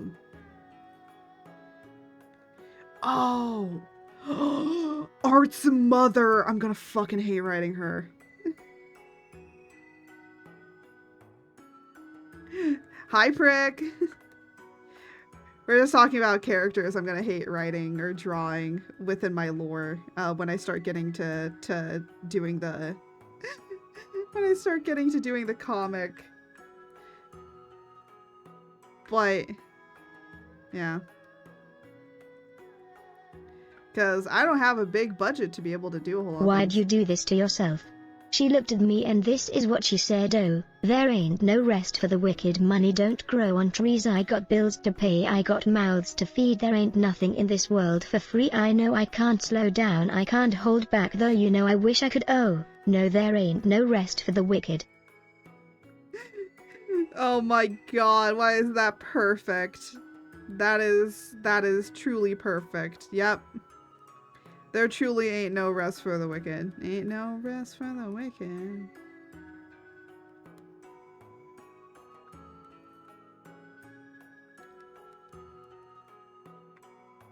What the fuck? What the fuck? Who bought that? No! No! Who did that? Who did that? No. No. No, I was trying to figure out what that noise was. It's Throne! It's fucking Throne! What'd you do? What did you do? No! No! I need to look at this.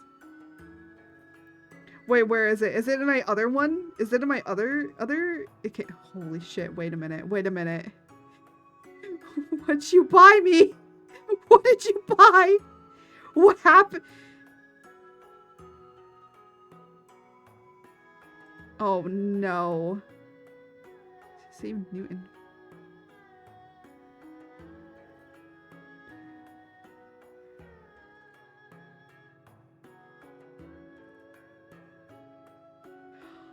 What did you buy?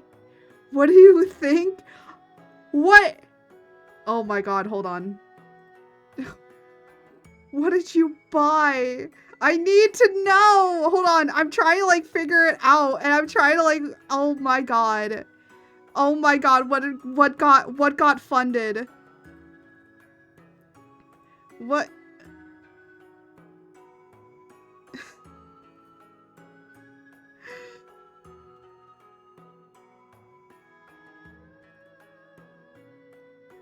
Oh, no! No, it's the cow outfit! Oh. Jose says to look pretty and breedable for him. What? It's the cow outfit! Oh no. Well, great. Wait, that pops up on my Twitter! No! That pops up. Oh no! Oh no! Hold on. Oh my god! God damn it! It does! Okay, we're ending stream. Nope. Nope. Stream's ending. This stream's ending. It was on Twitter. No, I forgot. We're all connected. I saw what it said. I see what it said. Do you want to know what it says? It says your husband.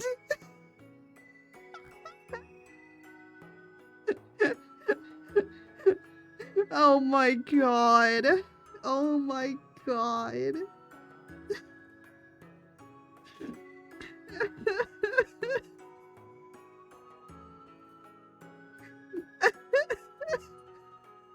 No, don't.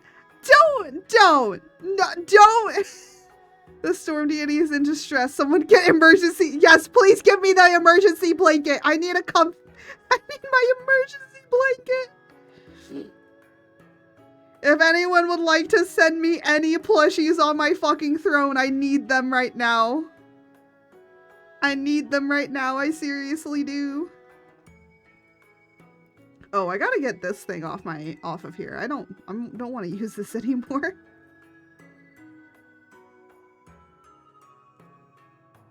Oh my goodness. Why? Why?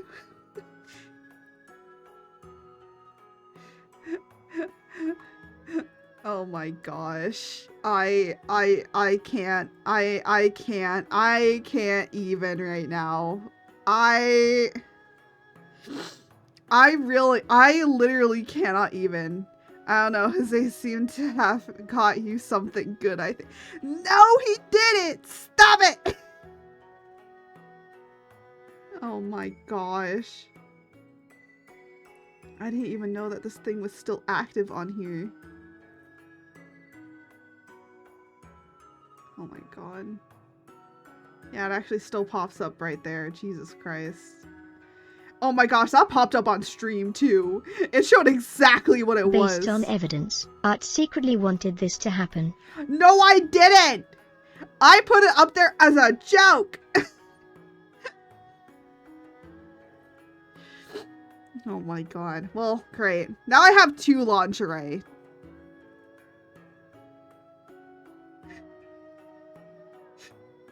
The fact I have 2. Just so you all know, I am actually very, very vanilla.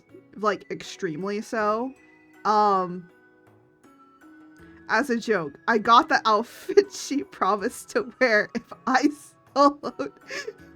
Oh my god, yeah, that's true. I did say that I would wear it if you found it for me and got it. Okay.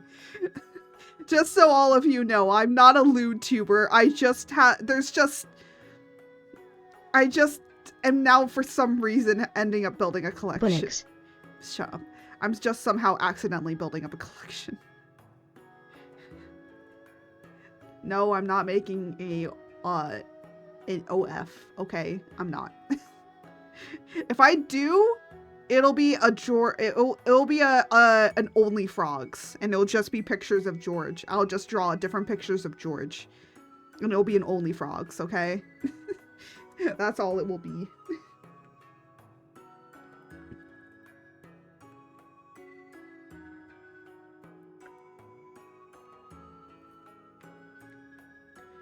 And don't say bollocks to me. Only Jose.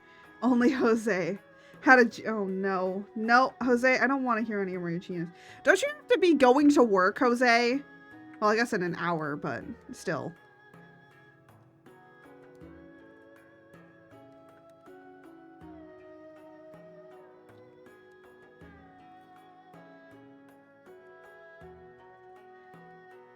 What is your genius idea?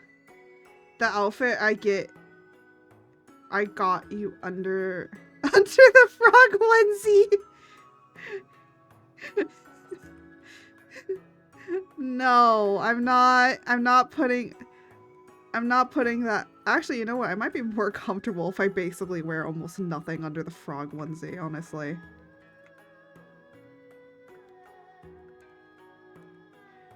Jose is deaf cultured. Oh my gosh. You don't even understand how cultured he truly is. He's more cultured than I am. Hey! Okay. You know what? I'm gonna say this once. I have never had snoo snoo. I've never done snoo snoo. I'm 25. I've never had snoo snoo.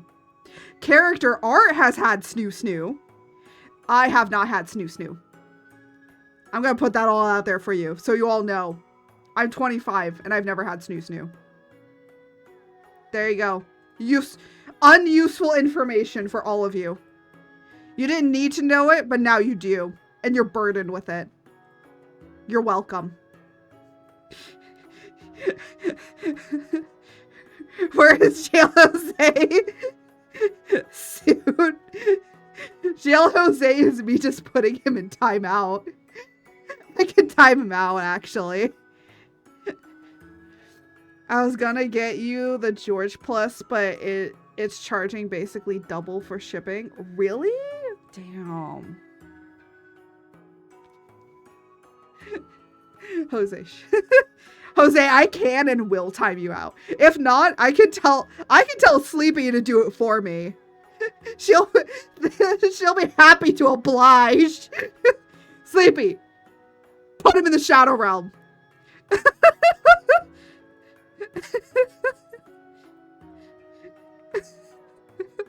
With the mods, I'll say put them in the Shadow Realm. It's not timeout, it's Shadow Realm time. You know what you did.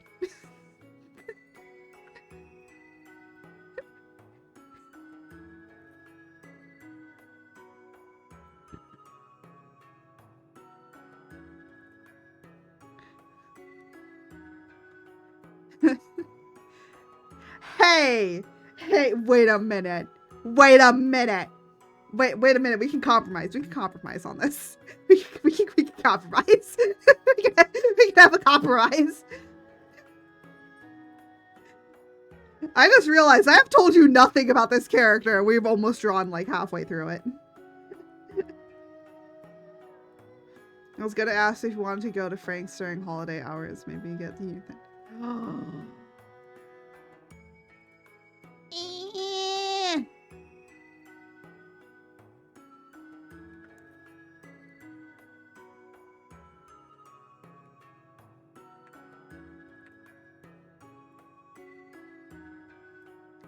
No, I wanna go. I wanna go. I wanna go. I wanna go. I wanna go. I wanna go do that.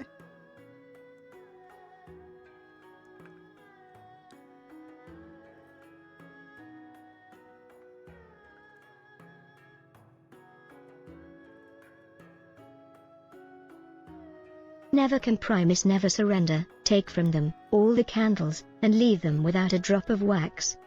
What? Okay, I don't. Okay.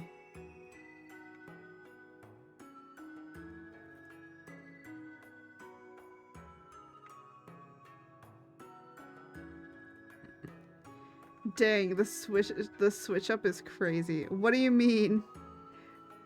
What are you talking about? What switch up? What? What'd I do?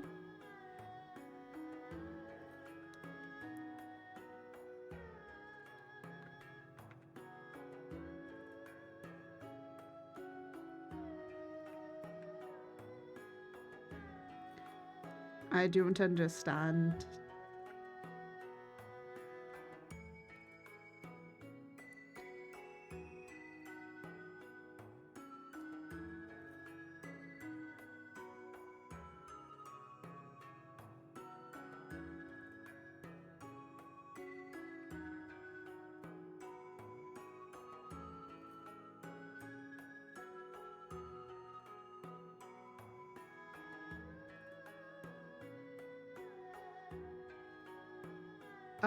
Didn't know my deity was so weak to bribes. Hey!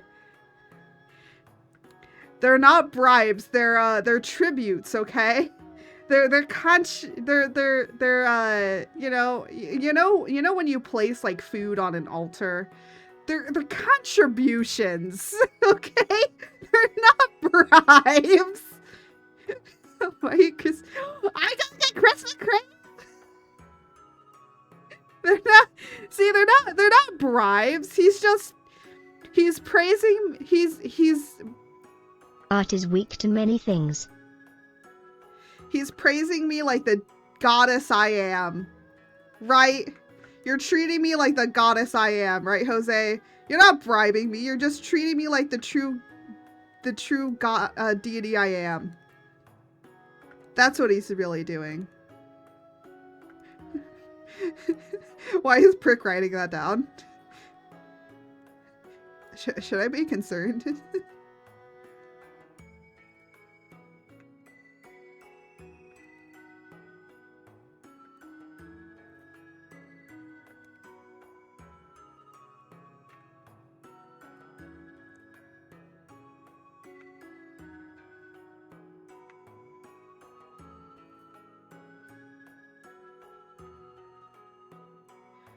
I'm unconditionally spoiling you, but in ways that are mutually beneficial.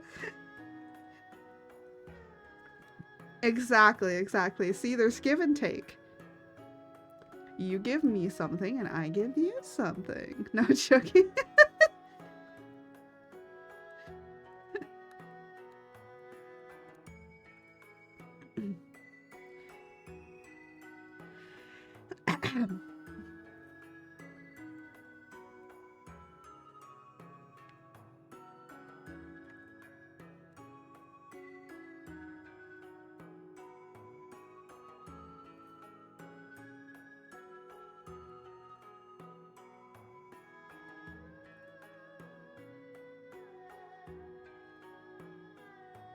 Do it, coward.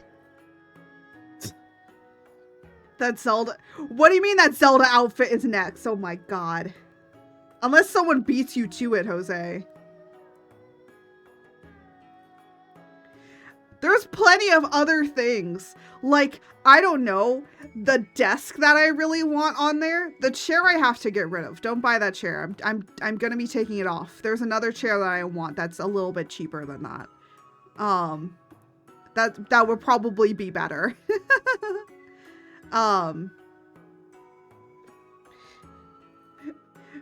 Or like all the plushies on there, or better compression gloves so that my hands don't hurt when I draw. But it's like, everyone's like, no, the sexy outfits, that's what we really want.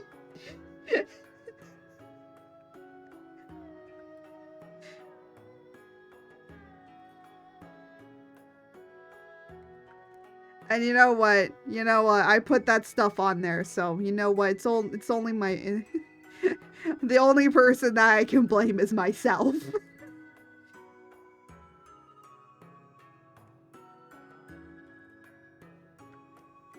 Who needs more plushies anyways? Hey, I always need more plushies. What are you saying? I want more to my plushie hoard. Actually, have I shown you guys my plushie hoard? I think I showed it once, but I need to show it again. There's a lot. Because people always go like, oh my god, that's a lot of plushies.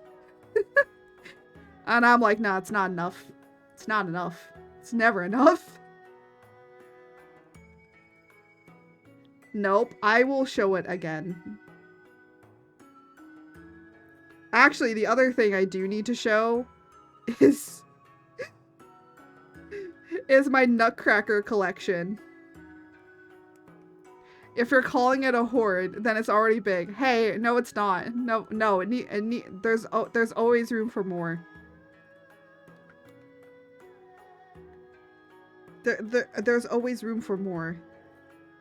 There's always room for more. Always.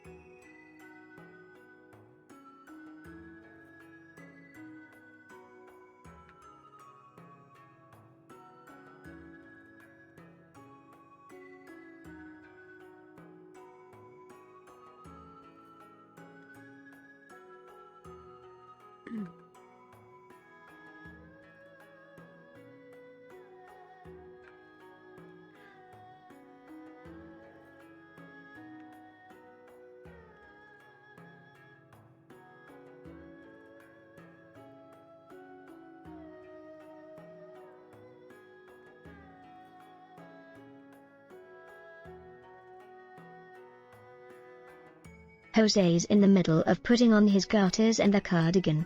Extra smutty just for you. Oh, wow. Thank you for announcing that to everybody, because that's totally what we needed to hear right now.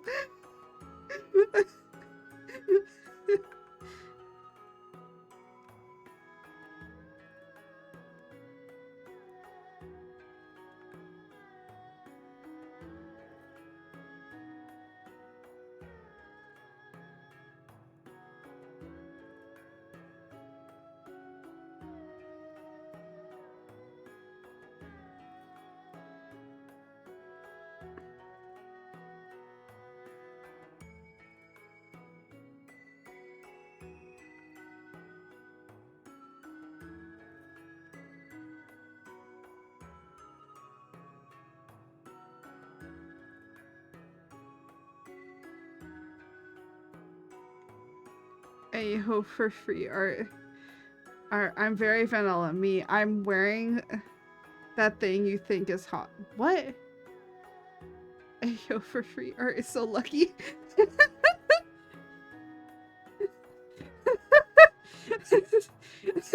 Shut up.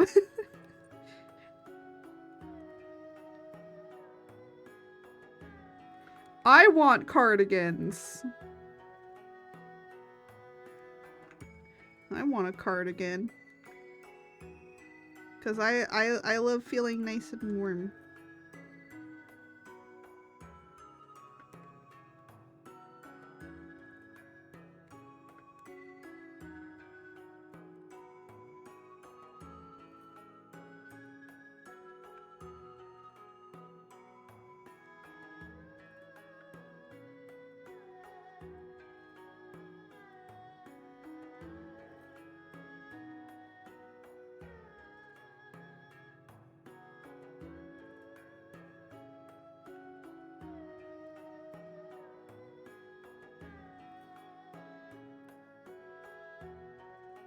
Oh, by the way, you can see Fira's like actual original design here, and then the new design that I'm going with. I was gonna have her based more like, I will say she probably will have this outfit still, but we're just kind of like upgrading it because of how her people are. So you know what? I talked a lot about holy shit! There I go. I've talked a lot about Taida, but I never talked about Fira. So. Fira is kind of more from, most of the area is like rain. Okay. The best way that I can describe it is, do you know how Hoyoverse has Genshin Impact and the entirety of basically how Sumeru is? Basically that. Come to my casino and you'll see all you want, baby. Oh my god. But if you know how Sumeru is, that's kind of how this area is. I tell what she is, kissable. Kiss out, kiss out. Yeah, there's a lot of mommy characters in this, aren't there? Anyways, Fira is basically more of like her people deal a lot with the power of fire. So fire and flames are a lot of it. So they have a great amount of metal work. That is like their main thing. They are metal workers. They deal a lot with metal. They have a lot of metal, or well, they don't have a lot of metal, but they get most of their metal, gold, jewelry, and gems all from another race I will be talking about. But I'm planning a ship now then. So Fira is from them, and so it's a lot of like Oriental. Honestly, like how her culture is, I haven't fully fleshed it out completely yet. With how the community and the culture is. I will say though, with how the community mostly is that it's a lot of bartering, a lot of trading, a lot of the community. It's very much more community centered, where, you know, the community and the village mindset or a lot of community and a lot of village mindset. Everybody has to work together to create a final togetherness, or a final thing. Also, I should be free this when art's not streaming.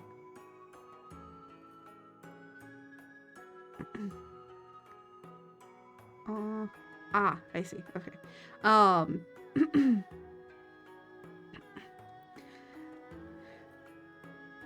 Gotta crack the back a little bit. Ow.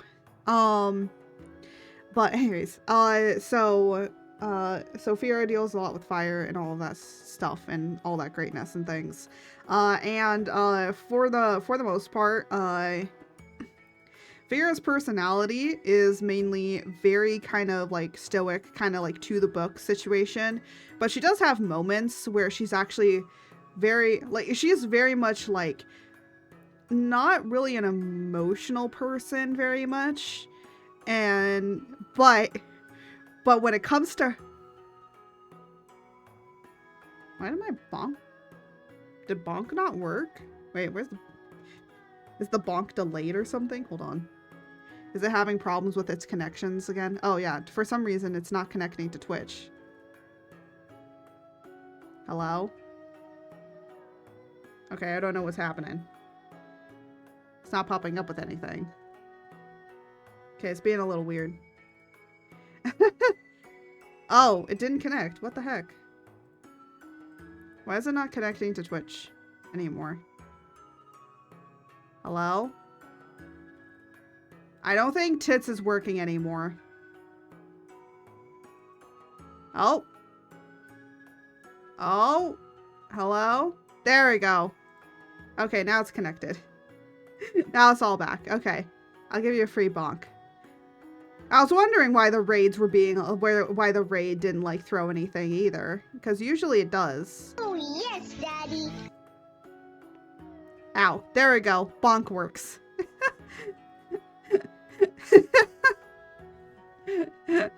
We got it to work. Anyways, so Fira's personality is that she doesn't really show much emotion. She's very, like, stoic kind of thing. Doesn't really express much. 45. Oh my gosh. What do you mean we have 45? Oh my gosh. You're at 5,000 more and you get the and then you get the reading, you get the daddy art reading stream. Whoever donate, literally, if someone just literally, what, if you donate 2,000 and then donate another 2,000 next, wow. You guys got 6 days. So hold on. Is this gonna get to the end of it? So 6 days. So we have a Friday stream, a Saturday stream, and a Sunday stream. Literally, just someone needs.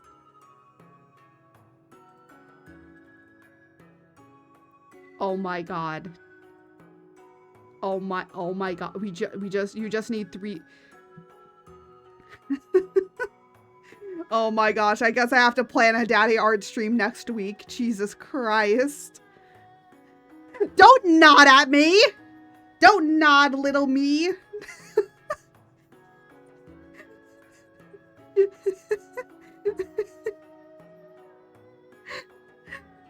Anyways, you said donate, right? Oh my god. I was gonna say, Fira is very emotionless, except when it comes to her partners. Yeah, she has two partners. She's married to 2 people. No, it's not like a cheating thing or anything like that. Her community is polyamorous. She's in a closed polycule right now. They can either have it be an open polycule, or they kind of be closed. Here's the plan. Oh, I no. break into Pug's place and steal their notes, spoiling all their plans. Oh. I don't think that would be very nice. It's not a nice thing to do.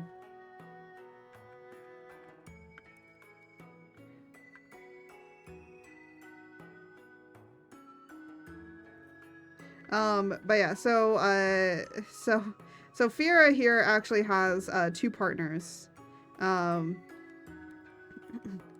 she's married to.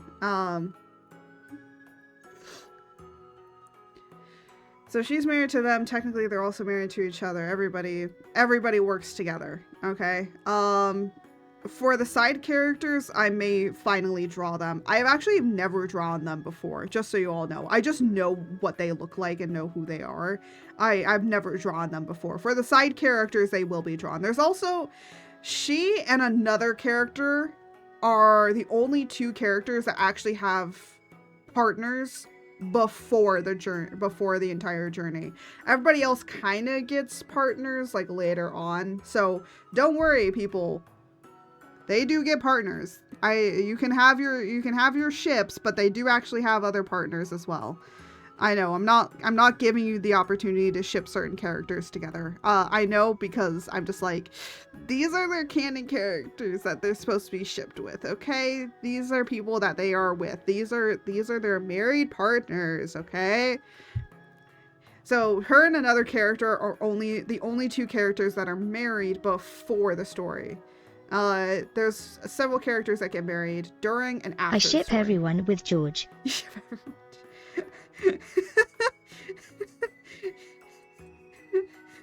George, you can't. What if they don't want to be with you, George? What if they don't want to be with you?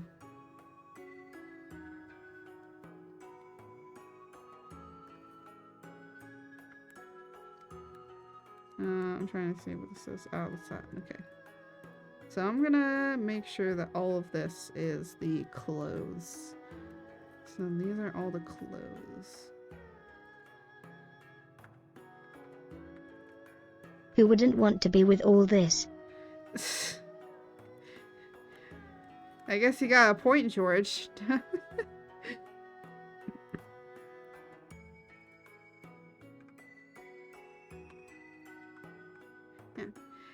Anyways, so her community and her culture is mainly through a lot of trading, but they also are very skilled warriors. They're one of the, like, her people and the character art people, are very skilled in warrior, and they're very skilled warriors. They have a lot of great fighters.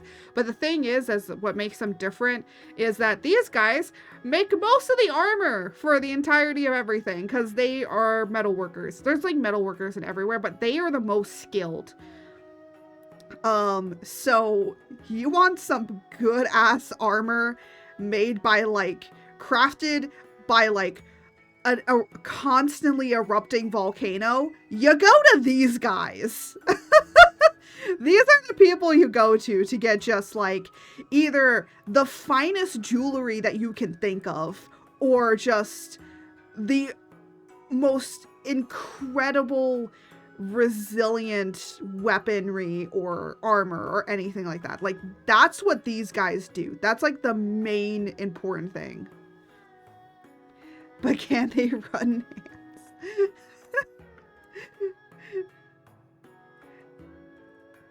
Yes. Anyways, I'm gonna grab this.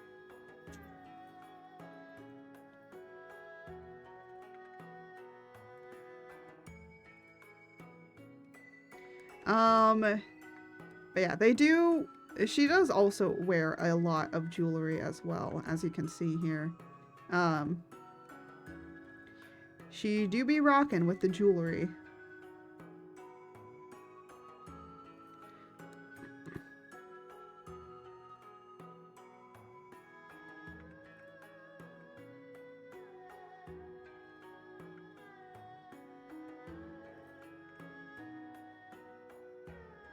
By the way, a lot of the characters do have one thing about them. Their clothing tells you a little bit about them. I didn't really specify this with Tyra.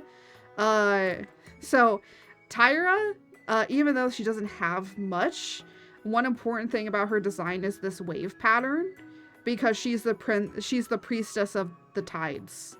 So that's an important aspect to her. That's important in her character design and important to who she is as a person. Fira here, is the way that she is because she is supposed to be that of military warrior-esque. So that's why I gave her a different thing, because she's supposed to be military and a warrior. She's a fighter. So it didn't make sense for her to have this really flowy, pretty dress. This looks more like I can be sitting in front of in front of a community where I'm discussing politics or something like that, and then immediately go and kick ass. Tide Pod Priestess. Yeah, and then immediately go and kick ass. That's kind of how I want her to be. Is I can sit and be around people and communicate when I'm supposed to be a political leader, and then the next minute I'm gonna go and rip somebody's head off. So that's kind of what I wanted her to look like, and now I kind of like this design a little bit better. Another thing that's very important is her jewelry. Her jewelry is an important aspect of her design, and you might be like, how is that important? Well, My necklace is actually an important jewelry design piece that is important to the character and also the lore of the story. Because technically, you don't have rings, you have necklaces that you give each other to show that you're married to somebody. So that's kind of the situation. Also, the hair tying is another thing. So there's a lot of things that have gone on in the lore that is literally impactful into the design. And with her in particular, her earrings are very important. All her piercings here are very important to her as a character. First off, these 2 rings are for each partner that she has. She has an ear piercing for each partner to say how many partners that she has. It's like, so you don't have to like ask like, oh, how many partners do you have? You can literally look at her earring and say, okay, she has this many partners that she is married to. The other thing is, red is a symbol for warriors. It's basically reserved for warriors. So you can tell she's a fighter because red blood. And then her big giant gold earring here is supposed to be her like, the bigger the earring, the higher up you are. Jose says he wants piercings on his nipples. Oh my god. No. But yeah. So that's every single piercing that she has here is important. And there's just certain aspects in the designs that are important to them as characters. Brick. Oh, poor Brick. He's just like, excuse me while I buffer for a minute.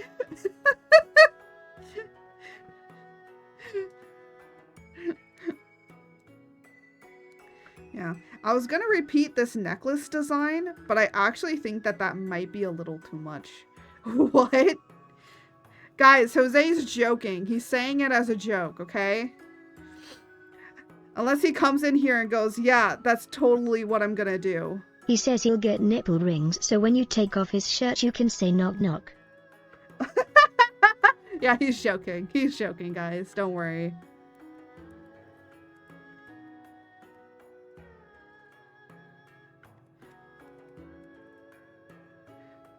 I also have a wonderful explanation behind my outfit. Yeah, outfits, I think a lot of people just don't, when they're doing character design, but what if he isn't? Oh my gosh. I feel like a lot of people do suffer a lot with this, and I'm gonna be honest, I'm gonna say this right now. The clothes your character wears is very important. Because it tells, well, it shows how the person is. He can be a spontaneous man. He can.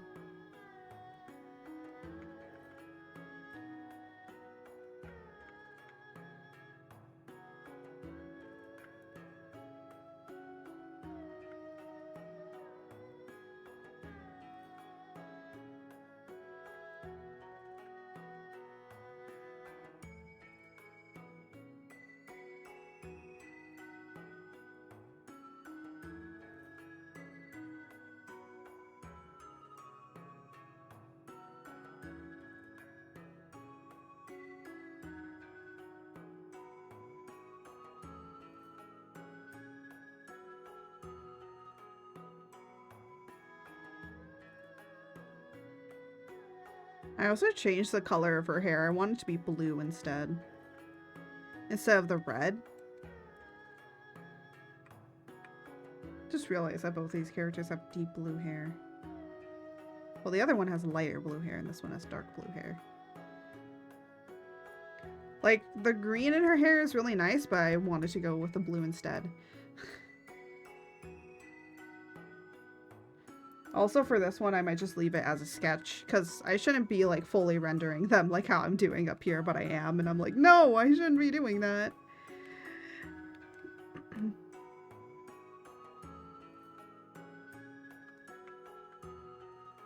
Speaking of outfits, can I get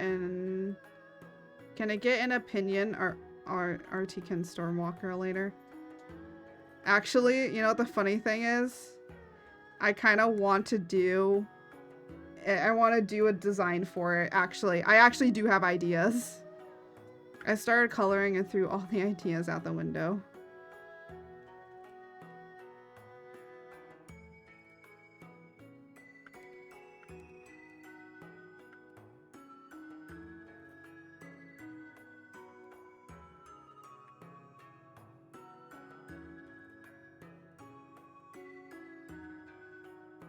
But I do have an idea, but I kind of want to draw it myself.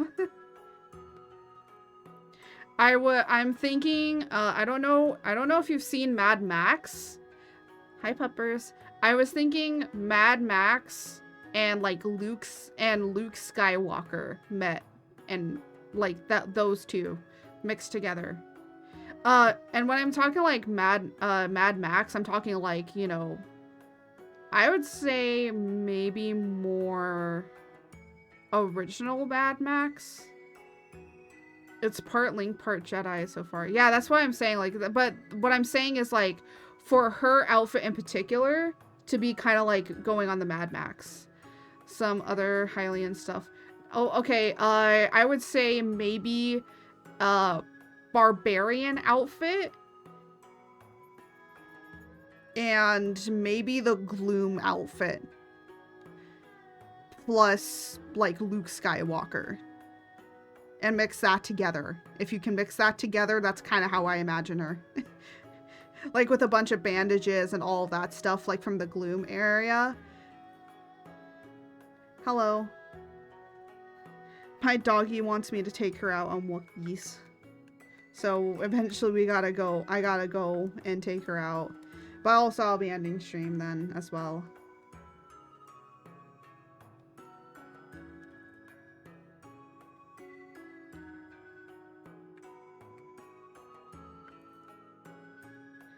And last but not least, let us get her face.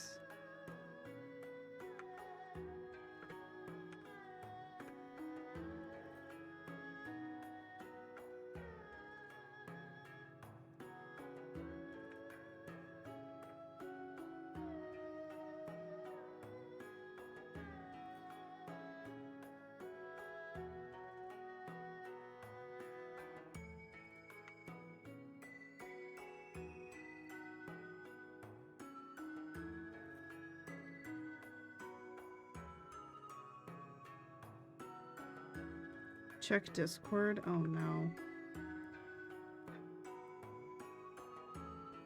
He found something.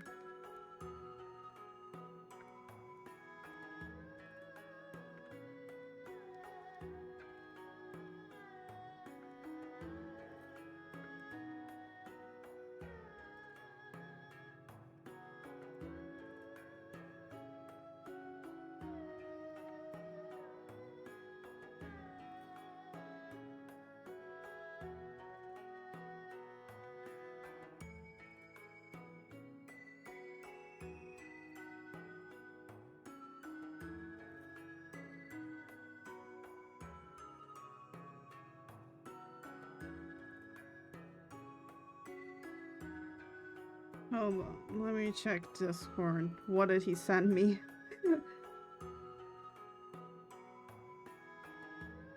Oh my... Jose! I found my... Oh my god. You...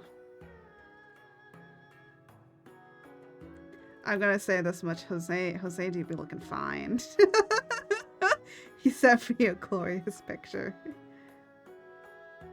Oh, I see what you were going with. I think you have to go with more purples. I think you have to stay with my color palette or else it doesn't look like me. We're gonna go out soon, Munch, okay?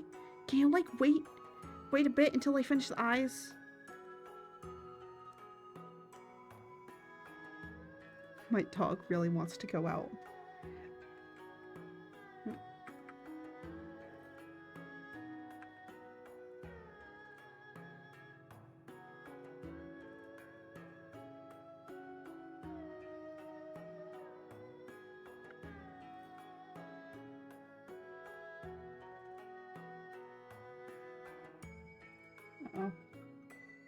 Oh yeah, it's also trash day. I gotta take out the trash.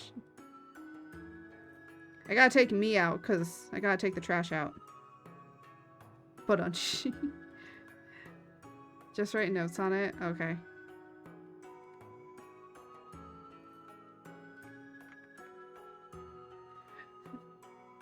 Purple was part of the original plan, but I picked some random colors that would stand out from each other. Well, I have purple and blue and black. So those are pretty standout-ish colors.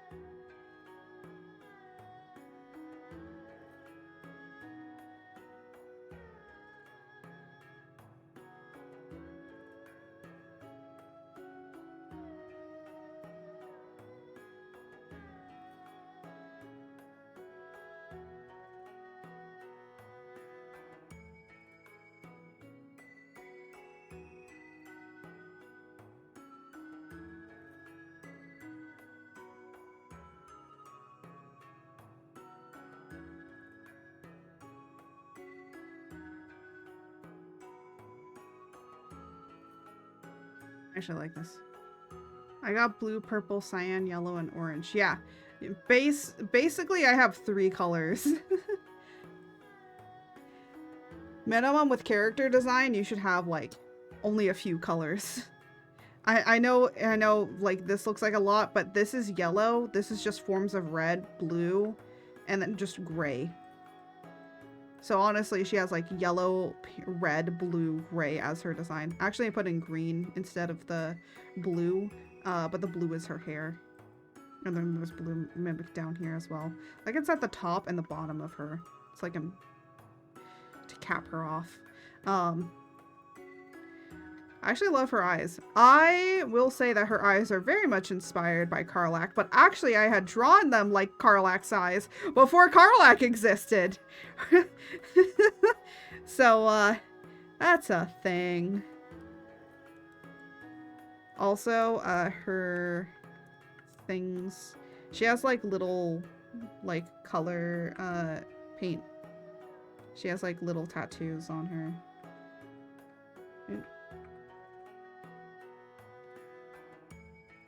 These are actually little tattoos.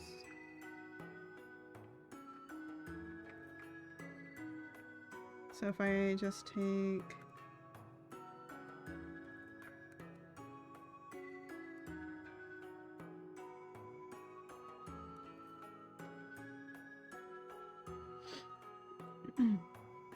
but yeah. So that is Fira. Actually, compared to her original design, I like this one better. I think it suits her better with how I want her to be. She's very reserved and like closed off. Like she doesn't show her emotions. She only shows her emotions very much with her partners. But yeah. So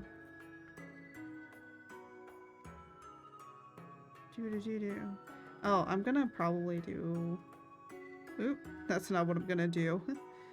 Probably gonna turn it off like this.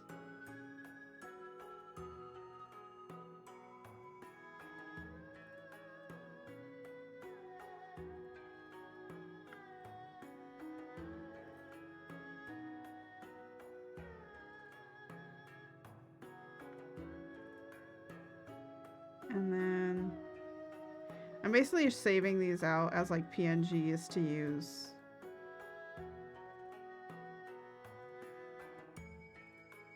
Just so that I can have their colors.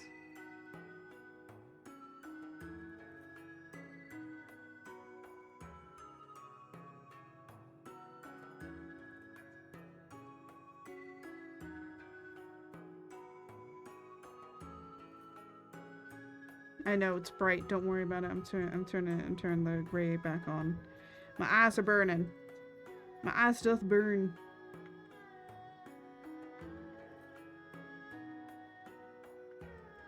I might actually make a new.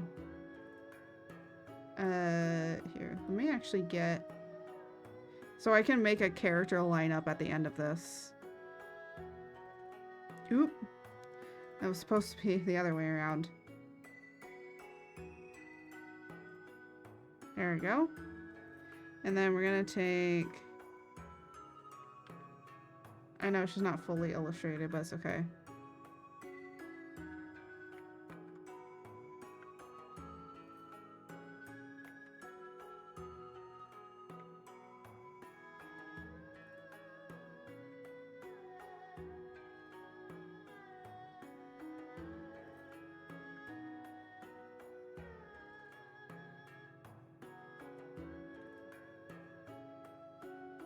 By the way, you do not want to know how tall I am compared to these characters. Compared to all the rest of these characters, oh.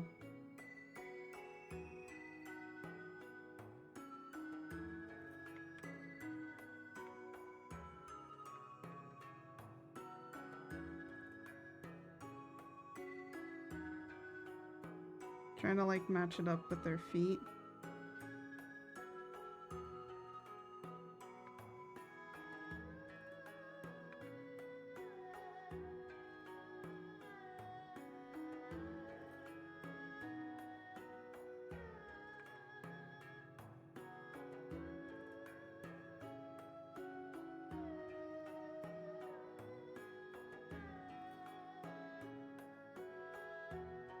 Yeah, Fira is shorter.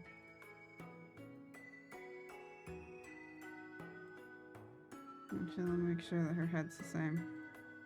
Fira is kind of slightly shorter, but it's hard because they're basically in different positions. But yeah, that's the height chart so far for these characters, so you can kind of see the rest of them. But the next one, or for next time, what we are going to be working on is here's a sneak peek on the one that I'm going to hate drawing the most. This is Selvik. He is in a chair because he's disabled, because representation, but also like he's supposed to be like this. He was gonna have some other things, but I was like, I think like this better shows and represents what I want to have him look. His chair is probably gonna be the hardest. I'm still sketching it out of kind of how I want it. But if you've ever seen Witch Hat Altair, there's like a character in it that doesn't show up until like I think volume 5 or 6. That's like in this like magical chair. So he's like disabled, but he can still like move around and walk around like normal. Because he's just using a mobility aid. So I'm just basically doing that, but trying to make it part of the lore so it like fits. Like it fits for him. And the reason being that he is disabled is because his lore in particular, when we go over him, and I will reiterate again, he is of the land. And land just means like nature has to do with animals and plants specifically. Land has to do with the land, like the actual earth, the ground that you walk on. So land is more like how most people think of earth. So it's like that. Like more of the trees, more trees and plants, whereas nature is more like animals and other creatures. So it's complicated. Anyways, so yes, we're gonna go, pup. You wanna go for walkies? We're gonna go for walkies. So because the land is kind of sick, in turn it reflects in him as an individual, because he is also, because the land is being poisoned and is sick, so then it reflects in his own character design that the land is kind of poor, it's sickly. And yeah, and also he remains using a chair, even though that technically when he becomes a god he's fine, but he still continues to use it because this is the way that he's lived for a very long time. This is just kind of how he is. So Technically the god of disabilities. So yeah, he's gonna be quite shorter compared to the rest of these. By the way, just so everyone knows, if any of you guys want to know in relation to how how tall I am compared to these characters, I think the last time I checked, I'm like right here. Just so you all understand, this is my height. This is me. That's the top of my head. Just so you get a small understanding of how I'm very short. I am short. In my world, I am short. Here, I am average. Now you get to deal. Welcome to my world.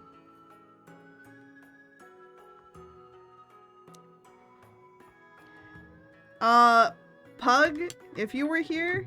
Oh shit, my water. Thankfully it's in like a container. If you were here, Pug, 1 foot, be about there. I'm 5 feet, just so you know. So 5 of these actually would probably be right here.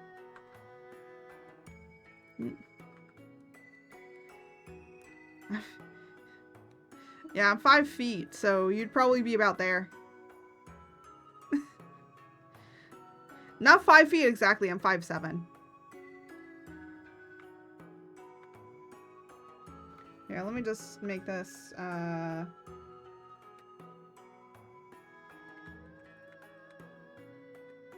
we go.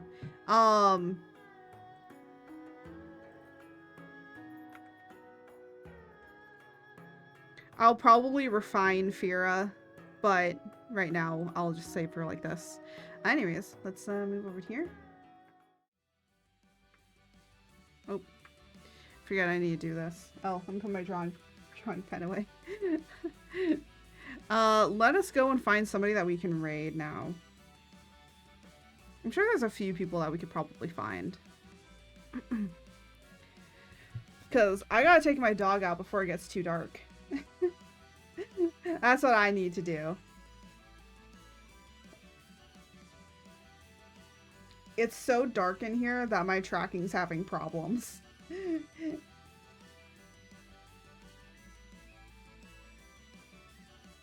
Oh my gosh, I can't stop. There we go.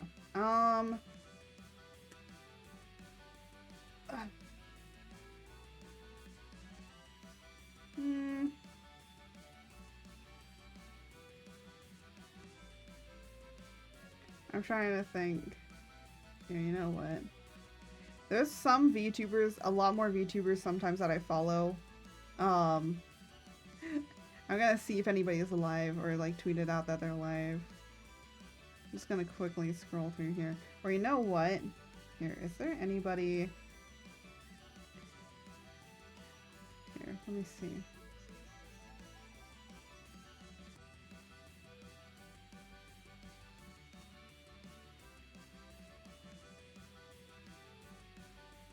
Oh, I see. Okay.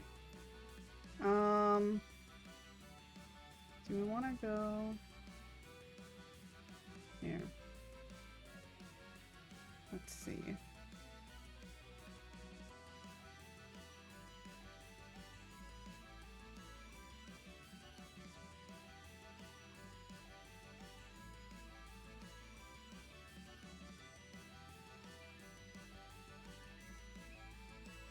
Here, I'm trying to figure out if we gotta raid.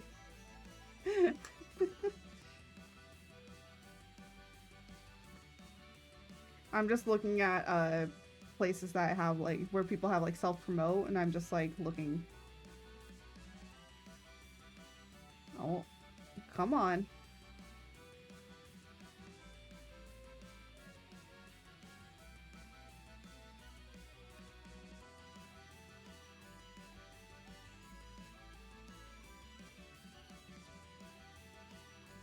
I love getting ads. Because it's like, I want to raid people, but then I get ads.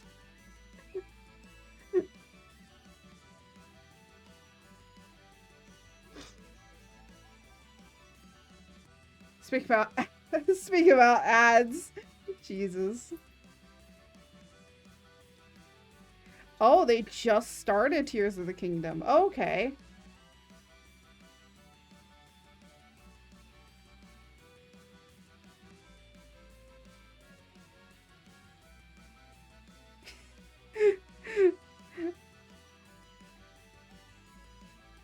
Oh, okay. You know what? Let's rate this person. They're playing Tears of the Kingdom. And considering that we talk a lot about, like, Tears of the Kingdom and everything. Did you say ad? Oh, yes? But you don't get one. Well, I sure have one for you. Oh, what do you have? What do you have? What do you have?